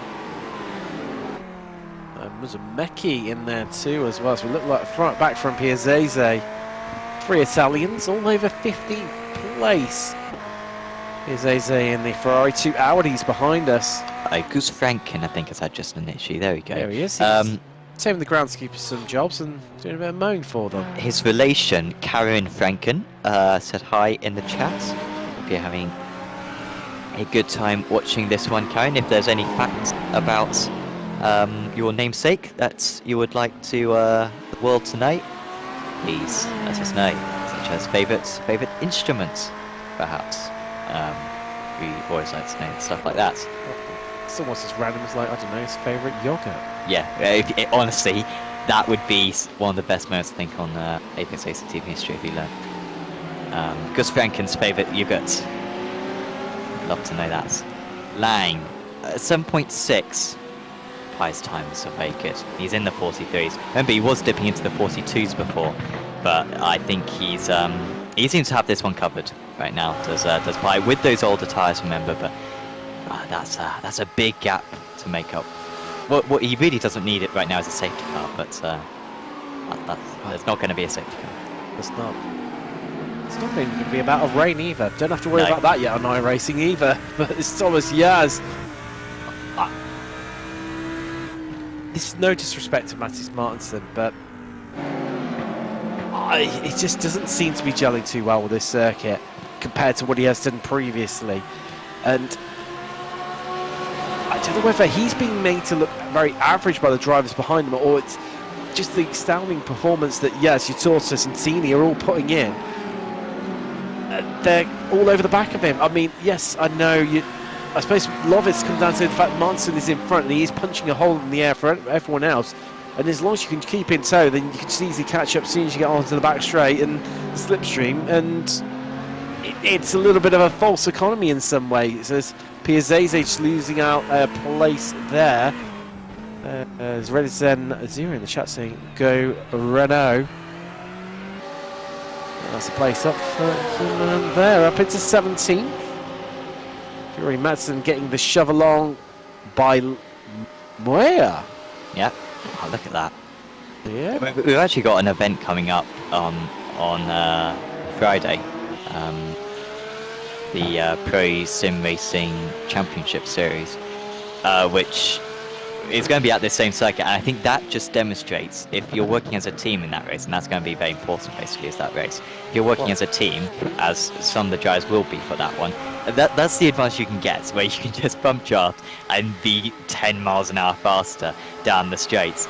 And that's the power of teamwork when it comes to this race, as there's contact now with Martinson still holding on. Big move from Utortus around the outside. He's not able to get anything from it, and if anything, he might actually lose a place from all of that to Nutini. I think Martinson, by the way, just a word on Martinson, I think he had such a poor start that it's sort of been tricky to judge his pace, because I think he's constantly not had a draft from faster drivers, and so he's struggled to get away from these other guys, as Piazzese actually just dropping down to 18th place. That was very wide through turn 1. So I think Martinson hasn't been flattered by sort of the battling that he's had to do after that poor qualifying, but had he qualified better, he would have been in a much better position. So I think that's sort of where tonight went wrong. Well, I mean, that group behind him are almost nipping at his ankles like a little terrier does to the postman, and just can't escape the clutches of them. They're all just having a little bit of a chip away at the back of him while squabbling amongst themselves. Now it's Maria's turn to give Mats. Oh, wow. There's locking on and trying to lock in.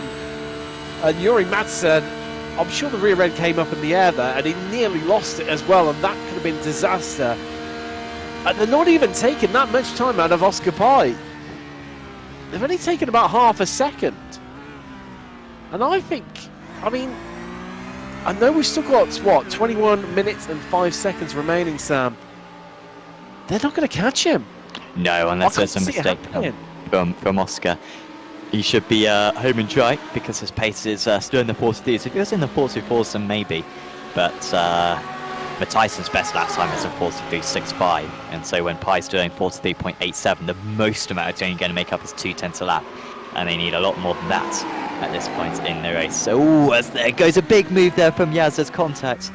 Wow, okay, if this is the trend that we're seeing with 20 minutes to go, I'm scared to see what we're going to see with 2 minutes to go. Opportunity now for Marston to be able to pull away slightly. Yaz busy fending off the attacks of Haldus Yatortus. By the way, Yaz up 21 places so far. You wonder where he would have been had he been able to start up in the top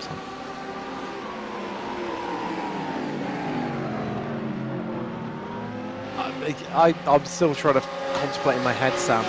It's just envisaging, yeah, that word as well. The picture of, as you were saying, 20 minutes ago, we're having this sort of battling already. What's it going to be like inside those last few seconds? Although, Pi's lost a big chunk of time. Yeah, maybe a bit of traffic, perhaps. He lost 2.5 seconds that gap's down to. So all of a sudden, this is becoming a little bit more real. It's a long shot. Bump. That's a bit more how bump drafting, son. Giuseppe Muir. Is Lang giving a bump? No. No, he's going right around the outside. He's going for the side draft. I don't believe the triple bump will work in NASCAR. No, you can't go right around the outside, Paul Lang. Oh, there goes a move from Schwartz. That was a long way back. They're trying to get into position now, but at the same time not trying to kind of cost each other too much time. As long as the lead car is safe, as there they go through some traffic here. Shouldn't lose too much time. But yeah, gap is going down to Pi. Remember, those who just tuning in or maybe didn't catch it earlier on, we believe Matyson, certainly Matyson and Moyer took tyres. We know definitely Pi didn't. And we're not sure about Lang and Schwartz. We thought that their pit stop time was long enough to take tyres, but we didn't see them visually going up on the jack, so we're a bit unsure about that one. But Pi seemingly has a tyre disadvantage, and that's why there's that little bit of ambiguity about that race. Hall getting the hurry up for a change. This side from Pedro. Well, Hall's been up, down, up, down. And he's been like the grand old Duke of Man. He's, you know, when he was up, then when he was down, and now he's only halfway up.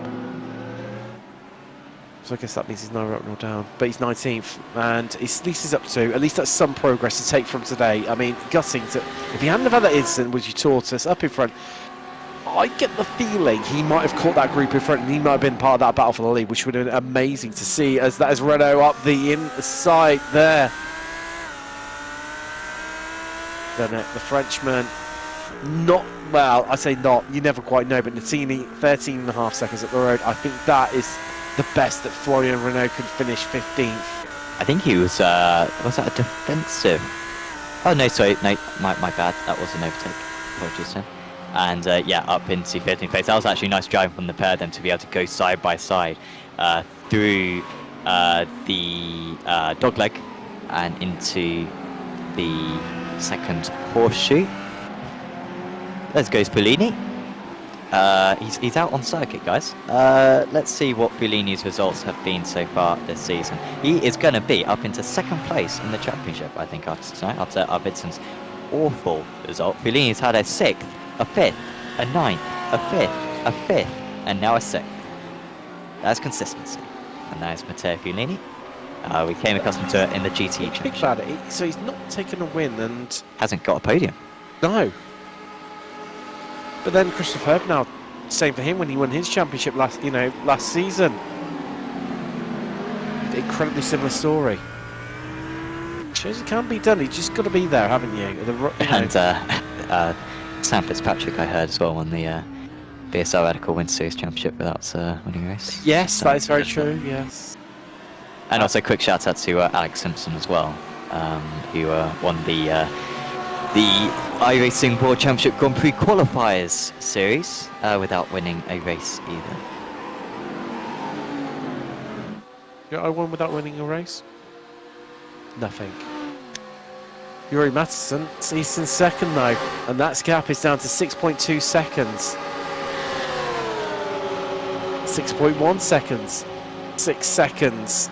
5.9 seconds. They're going to get it down to the 5.8s, even the 5.7s. It's closing. They're all pushing each other along now. Oh, Sam. 16 minutes. 5.7 seconds. Can it be done? As the late great Murray Walker said, catching people is one thing, getting past them is something completely different altogether. This is going to be tight for them to close this. I mean, we thought it was impossible earlier. They are taking big chunks and still taking big chunks out of Pi. Pi knows he can take things a little bit more easier. But last time around, he was, what, some 0.6 of a second slower than these guys. Yeah, and because he may push the fuel maybe a little bit too far as well, so he'll need to make sure that he's got enough fuel to make the end, just in case they're close on making it another lap. Another shout out to Virtual Racing School as well. Thanks to them for sponsoring this series. Virtual Racing School, of course, offering data packs for 50+ cars in iRacing, not just for road cars, but also on oval side as well. They have some of the best oval drivers providing their data packs, and also producing some fantastic hardware as well, load cell pedals, and also a direct drive wheelbase as well, which you can see on our table in the studio. So do certainly check out those products. Yes, big thanks to them for sponsoring us here at Apex Racing League. Bizaglia trying to keep tabs with Renault, but he's I think more likely to be passed by Musumeci, and Piazzoso once again gets overtaken, but he's very tricky to kind of discourage, and Hall as well. Hall and Perdrau, are they catching up to these guys? They are catching a little bit, but it might be too much for them to catch by the end. I don't know. I don't know with those. Well, we thought it was going to be possible for the likes of Matterson, Langmuir and Schwartz to catch up to Oscar Pi. However, 5.3 seconds is the gap. Mattis Martinson. It's like he's got a swarm of angry bees behind him, hasn't he? Just left, right, his mirrors filled by screaming V10s, and then the Audi and the Lamborghini behind them.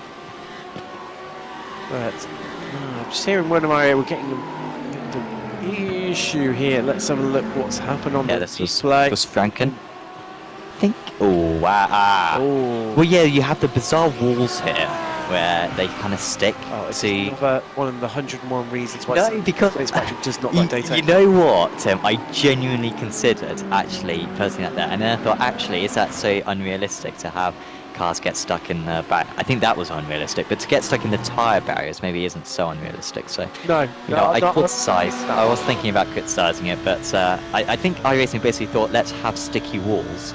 They created it for this circuit, and then they didn't create it for any other circuit. I think that's as far as I can decipher, or maybe it's an oval thing. I'm not sure, but anyway, it's very rare. I'll give you that one. Gap down to 5. Pi's times are back good. I think he had a couple of laps in traffic and really struggled to get past them, and maybe was being very conservative. Gap's down under 5 seconds, but once again, he's in the 43s. Excellent pace from Martisson, though. Just there, second, third, and fourth all set their fastest laps of the race. Schwartz not far off himself. And so they are absolutely nailing out. They're half second faster than the race leader, but they don't have 10 laps remaining. They have about 8 laps remaining, and so they need more than half a second. They need 7, 8 tenths. Yeah. Don't they? And I just don't see it coming. So for these guys, when do they go, do you know what? We're not going to make it. We're not going to catch Oscar Pi. Right, gloves are off now. Oh, so we see a replay. Oh, well, this is simultaneous right now, both Pi and Martinson on stream. Apologies, you're spot on there, Sam, for the visual person. And, yeah, when did they say, do you know what, we cannot catch him, gloves are off, let's fight each other. 4 cars, 2 places on the podium, up for grabs here at Daytona. Who gets it? And, of course, as you mentioned, more championship points per position at this round as well. Yeah. It's even more important. If I won this round, then he'd certainly become the favourite. Moya, how's he lost that position there? Because he was ahead of Schwartz. I wonder if he's just made a big mistake there, Moya, because he lost it through the bus stop. It's got to be slipstream, surely. Maybe on the way in, or just. Yeah, maybe it was on entry. I thought it was mid corner, so I thought he may have gone wide. I'll keep an eye on this the time. resolves ultimately is Schwartz He needs to pass Moya a lot earlier on and then pushing Lang. So Schwartz and Moya have actually lost quite a bit of time there. So we've now just got Mattisson and Lang with each other. Schwartz and Moya dropping quite a bit of time there. So I think Moya may have got a slowdown, and then Lang was unable, and then Schwartz. Moya got a slowdown, and then Schwartz failed to get the draft, I believe, and that's now separated that pack. Here comes Nutini on the back of Yaz. Martinson still isn't able to get away. But to be fair, Martinson's been able to keep hold of this. It's just the triple bump. It's the triple bump going on right now. Unfortunately, yeah, Nutini pulled out there. He wasn't going to be able to do anything with it. Martinson leaving the inside open, but he covers it off in time, and he's still holding on to that position. This is a fascinating battle, isn't it? I mean, you taught us, you would have thought he would have learned from the earlier incident. He's got his elbows out there. He's shoving Nutini. He's getting them dug in. It's like two brothers having a scrap with one another right now. One of them's got one in a headlock. The other one's giving the other one a bit. Got the elbows jamming it in his stomach. But let's take a little look at what happened with Moya. Is this going to be the slowdown like you suspected, Sam? Let's find out. Yep. Oh, just bounced off that curb on entry. And then I think maybe Schwartz had to get out of the throttle. I think, yeah, I was going to say exactly the same thing, Sam. He's got to have surely. And that's why he's a little bit further back. So they get Sang still doing the effort, but they're not catching any more. Pi with an excellent that time. He's into the mid-42. So still Mattisson and Lang are saying some of their best laps times of the race. They haven't got any slower. It's just Pi is getting faster. Also, I mean, I think for Lang is, surely he could afford to just drop off the back of Mattisson a little bit. That would then bring Schwartz into slipstream range and bring Schwartz right up to the back of Lang, and then it would be 2v1. And they could just, Yuri Mattisson, he's in a bit of a sticking duck position anyway in second, but even so, he's got two teammates over the back of him. He would not stand a chance. They're Lang within slipstream range, and the team is setting the fastest fifth sector of everyone just now, as we see Pachetti. Now, what a final sector that was from Nutini. He gained 6/10 on Pi. 6.5 tenths on Pi, just that final sector. It's only 30 seconds long. It's just a straight. I think it's literally this bit from here on in. This is the fifth sector. Yes, it is, yeah. You can see the timing line across the road. This isn't round 2, it's not round 3. I think this is round about 500 between this lot. And finally, Mattis Martinson has lost the lead of this group. Thomas Yaz has made his way through. Saltus, he's third in this group with Nutini now at the back end of it. I'll tell you what, Mattis Martinson, do you think his tyres might be going away a little bit here, Sam? Because Yaz is walking away from him. And he's looking at that's a bit of an understeery car. It's an awful corner, that. And that's another place gone for him as well. That is Saltus past Martinson for 14th. Yeah, he could be pushing these tyres beyond their worth. Sorry, 12th it was for. Apologies, Sam. He might also be saving fuel. Maybe he underfueled. He didn't take a whole lot of fuel, did he? He took 30.7. Yeah, he should be fine. Yeah, tricky day for Mattis, but it's still points. 13th place shouldn't be sort of looked over too much. It's still sort of points for the championship and sort of points for Simrix Sweden as well, who are after tonight going to be very close on points with race anyway. They might even be overtaken. As Nutini giving the bump. Well, even with that poor pace for Martinson through the infield, he's still right in play, but he might lose a place after all because Nutini positioned his car perfectly. Now his rival is offline, he's off camber, and Nutini is past. He's up to 13th now. He sold him a brilliant dummy there. You can see where he just faked to the outside. So Martinson tried to cover that one up, and they went, oh no, I'm off around the inside. Someone who likes a bit of action right around the outside at turn 1, it's James Hall.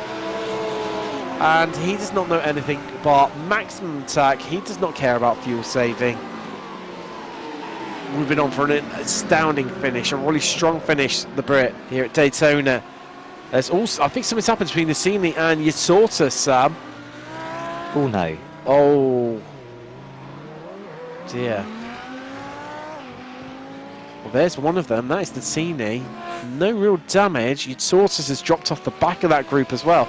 He's lost 4 seconds. Natini's come off far worse because he's 4 seconds behind Eutortus. So he's lost 8 seconds. I don't know what that's going on. Drysdale, it's on the back of Felagini. I don't think. I mean, I don't think Fellini will care too much between 6th and 7th. I mean, it's nice to get 6th place, but I mean, it'd be pretty cool to get 3 consecutive 7th places. But there's equally, does Mitchell Drysdale care? It's a good point. Yeah, they're fairly indifferent, aren't they, to it? Because it's a good result for both of them. I think one of the most consistent results I can remember, I think our producer, Lewis Ward, once got, I think, 4 consecutive P5s in the Sim Racers World series a few years ago. But that was a very good runner for him. But Fellini's living up to that right now. If he could get another 7th position after back-to-back since we returned from the winter break. Let's take a look. So this is what's going to happen between Eutortus and Natini. Lunge up the inside. Oh! Titus Martinson like a bit like Moses parting the seas there, just separating, squeeze his gap, slide through. Off he went. And of course, that's 2nd place in the Pro-Am Championship, Nutini there. It is. Good point, Samus. It's all kicking off down in midfield here. Boots, Pachetti, Collishaw, they're still inseparable. Likewise, the battle for 15th too. That's pretty inseparable as well. It's all coming to close. Building to a crescendo here in Daytona.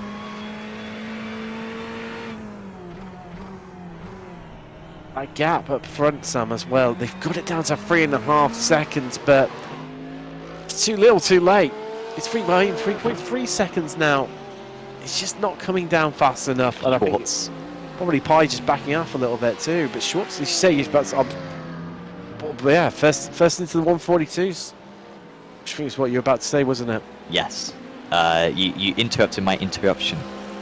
Pi just looking terrified. I mean, you can see he's shaking. He's absolutely, a bag of nerves right there. The tension, he can barely hold on right now. I'm really seeing it. Yeah, he really is quite scared right now. Yeah, he doesn't care. He's 3.3 seconds ahead, and I think he could have gone faster near the end of this race, honestly. But he's knowing how much time he's been allowed to lose, and he has lost a little bit less than that. So all looking good for him right now. But yeah, Schwartz with the fast lap of the race. Of course, gets in with those other guys. So Mattisson has been pushing hard. Lang's dropped back. No, he hasn't dropped back. He's right with him still. So Mattisson and Lang right with one another. And Schwartz has just absolutely pelted it round. I mean, has Pi necessarily been the fastest driver tonight? I am not sure. He started P4. He never does particularly well in qualifying, apart from that Indy round. But apart from that, he never qualifies in the top 3. He certainly deserves the race win, but it's been done on strategy. As Puccetti with a huge slide, and he drops 2 places. Very wide as well with Dirk Bouts, I think. I thought he managed to save it in spectacular fashion. Flicks it around. Leader coming round in a bit. Not close enough. We're all right. That is Pi just behind, I think. Oh, somewhere inside. 2.3. Gap came down by 9/10 in that last lap. Fastest first sector from Mattisson. I know Pi didn't seem too concerned, did he? But this is a bit more like it. I think they're okay, Sam, because looking at the clock right now, we've got just under 2 minutes remaining. That's this lap and the next one, I think. I think next lap's going to be white flag. Final lap here from Daytona. I think he's done enough. Also, Mattsson's going to be under attack from Lang and Schwartz very, very quickly. Yeah. I think, and correct me if I'm wrong, Sam, if you believe in this hypothesis, and I'm certain you will, they'll wait until this point on the last lap, which is the next lap, and that's when Lang will attack. They might even leave it till the exit of the bus stop. Yeah, I mean, it's a tricky one. They both want to pass Mattisson, but if they leave it till after the chicane, then sure, Lang might get past, but it'll be very tricky for Schwartz to get past. So I think Lang would just concentrate on getting P2. I mean, if they want to get the maximum result for the team, it might be worth Lang getting past first and then Schwartz, and then that gives a better chance for Schwartz to get past as well. But I think they would take a second and a fourth, Basically, I'm overthinking this. Matthijssen will stay in second place though, I think you absolutely called it right, as the gap still at 2.3 seconds. Here comes Lang, he'll give another big shove, and that gap will come down a bit more. It'll be close to 2.1 seconds as they cross the line, but with just one more lap to go. Unless Pi is really struggling with fuel, which he's shown no signs of so far. He should be saying, and he's already gone, he has gone it, so he has gone for my strategy of getting past, and this really helps out Schwartz because it was unlikely that they would both be able to get past by the start-finish line. This is now given the chance for Schwartz to get past as well. The bad news is, for Racer Anywhere, is that it risks Matthijssen getting second place after all, because he might be able to slipstream his way past Lang, so this could go any which way. Well, I thought Schwartz would end up pushing Lang, and they try and do it that way by forming the train. Lang is, you can see he's absolutely just pushing that car to its limits right now, just to try and give himself a big enough of a gap, big enough a chance, big enough hope to be able to break free, or at least just get enough of a gap to be ahead come the start-finish line. We've not got long to find out at all. Few corners left here from Daytona. Pi leads but something catastrophic through the bus stop. He is going to take victory here in round 6 of the Apex Racing League GT3 trophy. Through the bus stop he comes, has a look, does Martinson. Back into the slipstream, tucks back in again. I think Schwartz is too far back. Pi's going to take victory. That's done and dusted. Congratulations to him from the brilliant strategy that sorted it. But it's all about that battle for second. Who's going to get it? Will it be Lang, Matthijssen, or Schwartz?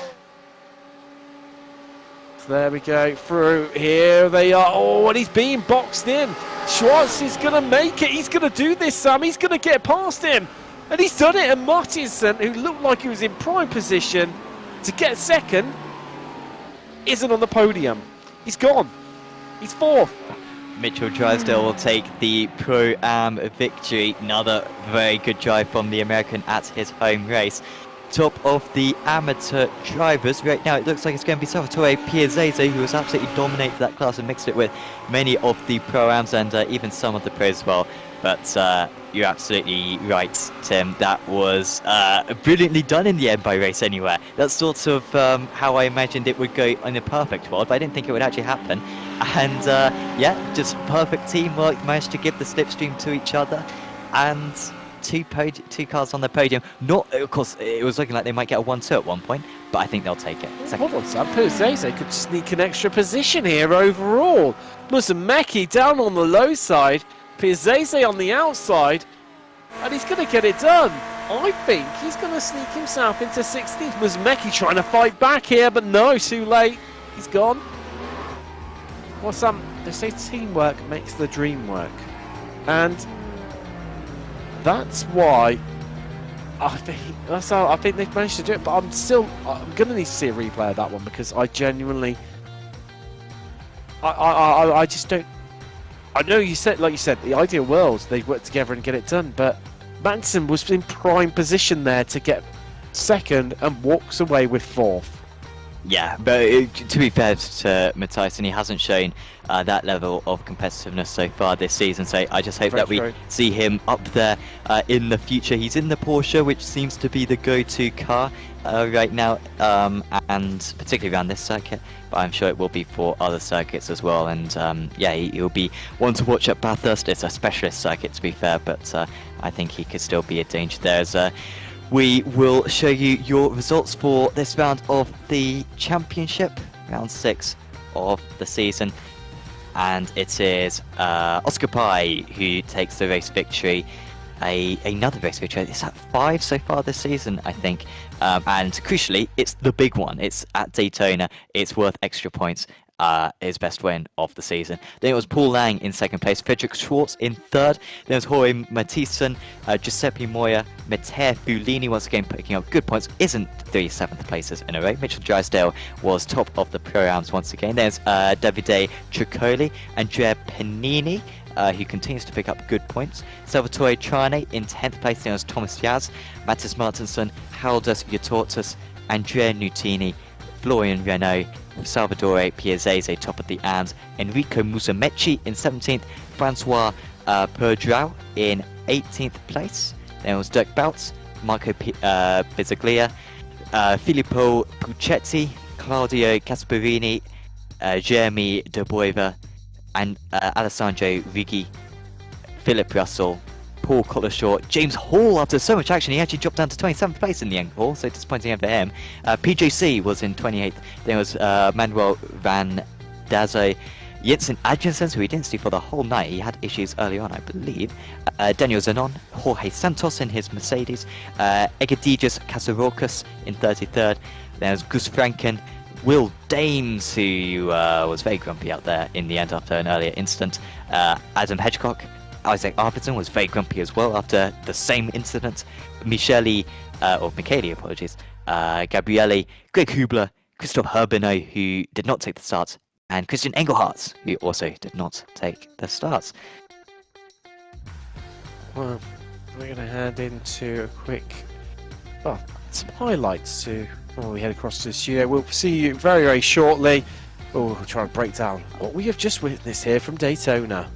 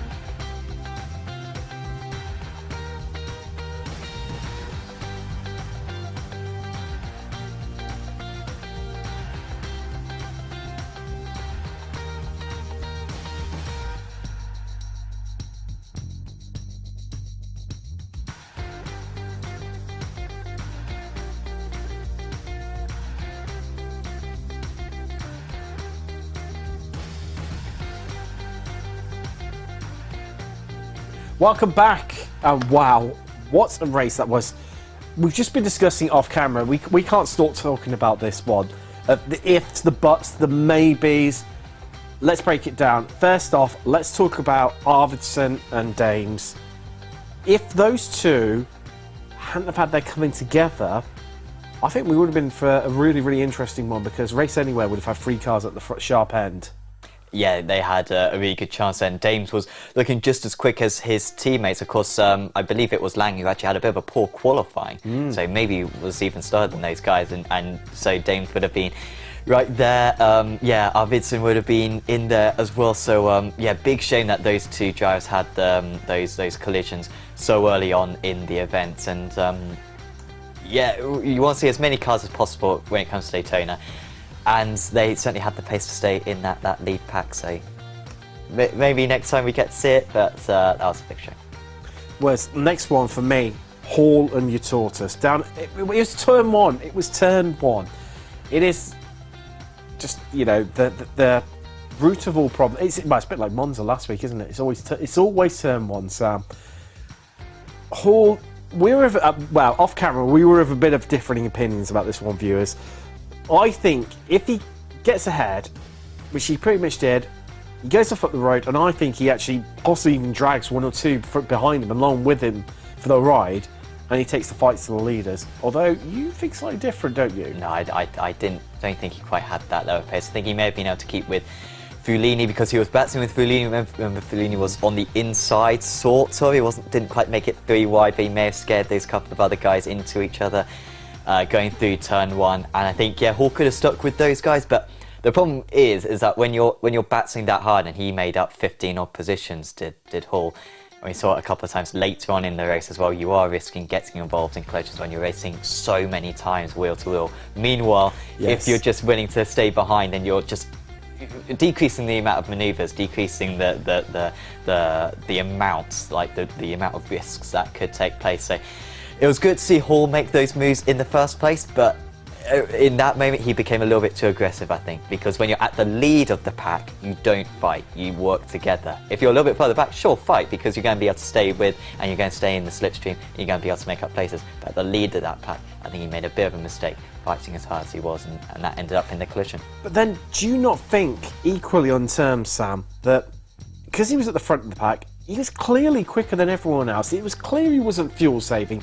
They would have been able to work out that one when they were seeing him coming on this relative position after position after position, making it up.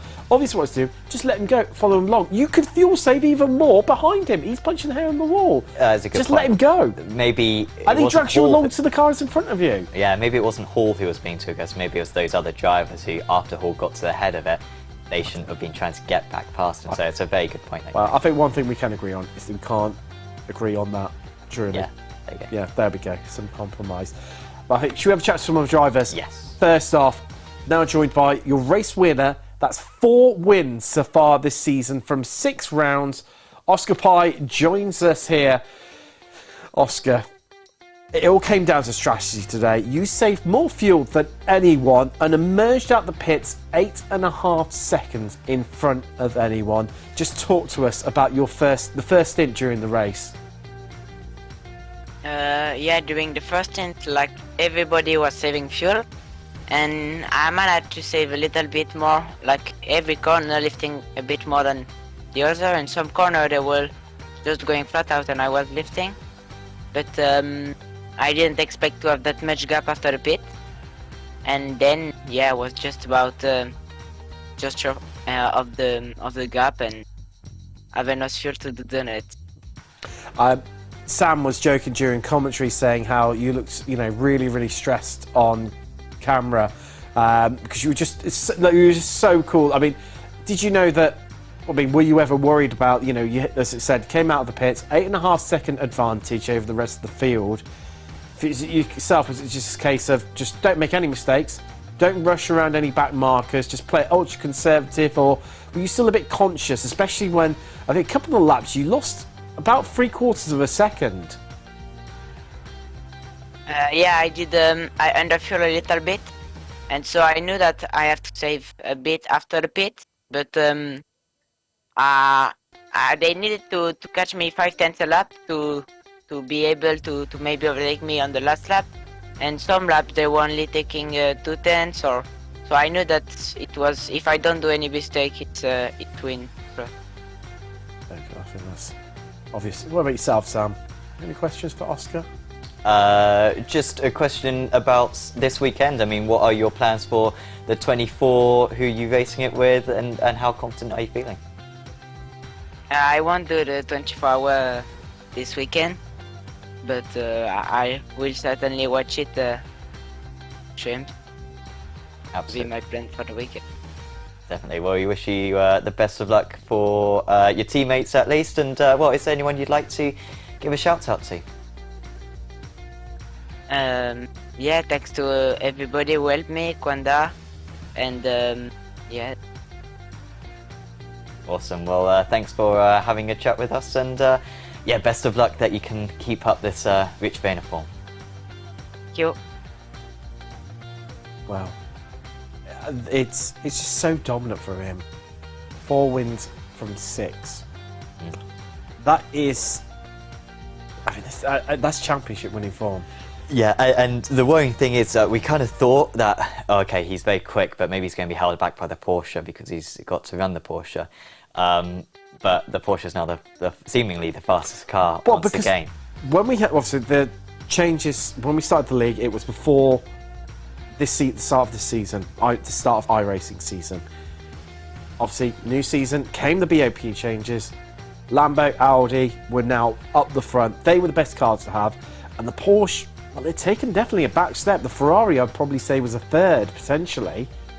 And then all of a sudden, we have this, you know, a few weeks in, another BOP change, which then actually makes the Porsche faster again, and it's back to the front. But then even so, I mean, you said it as well during the commentary a couple of weeks ago, before those additional changes were made, that despite the BOP changes which made the Porsche worse, or not as strong, let's say, compared to its competitors, he was still achieving great results. He was still winning with an inferior car, let's say. Yeah, I think Indianapolis, we had that bot applied and he got pole position.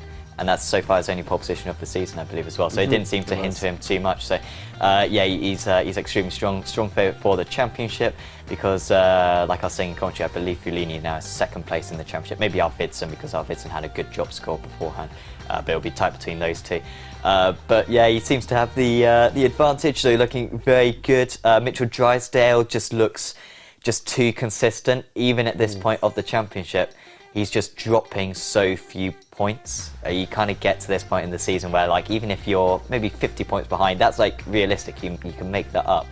But you got to start thinking, well, how am I going to outscore him by 10 points when he's getting set P7 in a lot of these rounds? You know, you're going to need to be P4, even P3 in order to make any serious dents. And that's just how good Drysdale has been so far. It's quite scary, really, isn't it, in some ways, Sam? Because he's not just he's not taking the fight to fellow pro-ams. He's actually taking the fight to the pros. And yes, you know, it's the ones further down in the championship within pro, but even so, what a performance he's putting on, a real show of strength as well. Another step forward towards that title, but let's talk about AM to finish things off. Real hotbed. Finally, redemption for last week at Monza. Salvatore Piazzese, he got his win. Yeah, and had some fantastic battles as well out there. I think it was Mattis Martinsson who he battled for a long period of time in that opening stint. So he was a pro driver. He's a pro driver, yeah, and you know, very good results in this series and in other Apex Racing League series as well. So yeah, he was in the battles and but kept it respectful throughout, kept it percentage wise. Would say though, next week, Tim, we head to Bathurst for round 7 of the championship. Second half of the season, of course, and that's around where, of course, things can go very well for you, things can go very bad for you. We've got one 60-minute race, a little bit of a preparation for the 12 hours as well, which is coming up, so a few drivers may get a little bit of extra practice in, knowing that big special event is coming up the week after. And yeah, I mean, you could have a big swing in points there. I mean, tonight was definitely the case as well, with the bonus points available for the extra long race. But Bathurst as well, one mistake and you're out of contention. But yeah, you've summed it up perfectly there, Sam. It's going to be complete all or nothing, really, isn't it? And I can't wait to find out, really. It's going to be an interesting dynamic. You know, who dared push it close to the walls as they go across the top of the mountain through Skyline? And then for me, it's that when you start coming down from the mountain, that sort of first bit before you open up onto Commonwealth Straight, the back straight, it's so tight through there. There's only one line. Are we going to see the track blocked? Predictions now. Yes, but I reckon it'll be at turn 2. Oh, interesting. So not on the way down, but on the way up. A little bit of a tap and then... Yeah, just snowballs carnage. And Interlagos 2.0. That's where we've seen it in the past. Yeah. So fingers crossed that we don't. Hopefully we see everyone be nice and clean, but it's very tricky to do. And I feel like first time that we visited that track in GT3 Trophy for a fair few seasons, might be upwards of 18 months since we last seen. In fact, I can't really remember the last time I did a broadcast on Bathurst. So I'm looking forward to that. Maybe Radicals. I think I broadcast Radicals a few months ago. I'm trying to think. It's not visited that much anymore. Underappreciated. Yeah, a lot of Grand Prix circuits are preferred over it, but I think that's going to be one of the. You can understand why, because it is basically it's all or nothing, do or die. Normally, for myself, it's die. You know, end up in a heap, and it's also that worry of, do you know what? Okay, I've wrecked my own race, but I don't want to affect anyone else's race either. It's all or nothing. But those are the quickest, are those that get closest to the walls. It's the same as oval racing in that sort of sense. So, could go absolutely anyway. And I, for one, cannot wait. Well, that's all we've got time for this week. What a week it has been. Round 6. We've got over halfway through the championship. Congratulations to Oscar Pye, Mitchell Drysdale and Piazzese and their wins here today. Don't forget to like, share, subscribe, all that jazz. Check out Monday nights, the late Apex, when myself and Sam be on the sofa talking about all the week's issues within sim racing. From South Tim Cox and Sam Fitzpatrick, we'll see you in a week's time when we head down under to Mount Panorama, of course the notorious and the glorious sunshined Bathurst.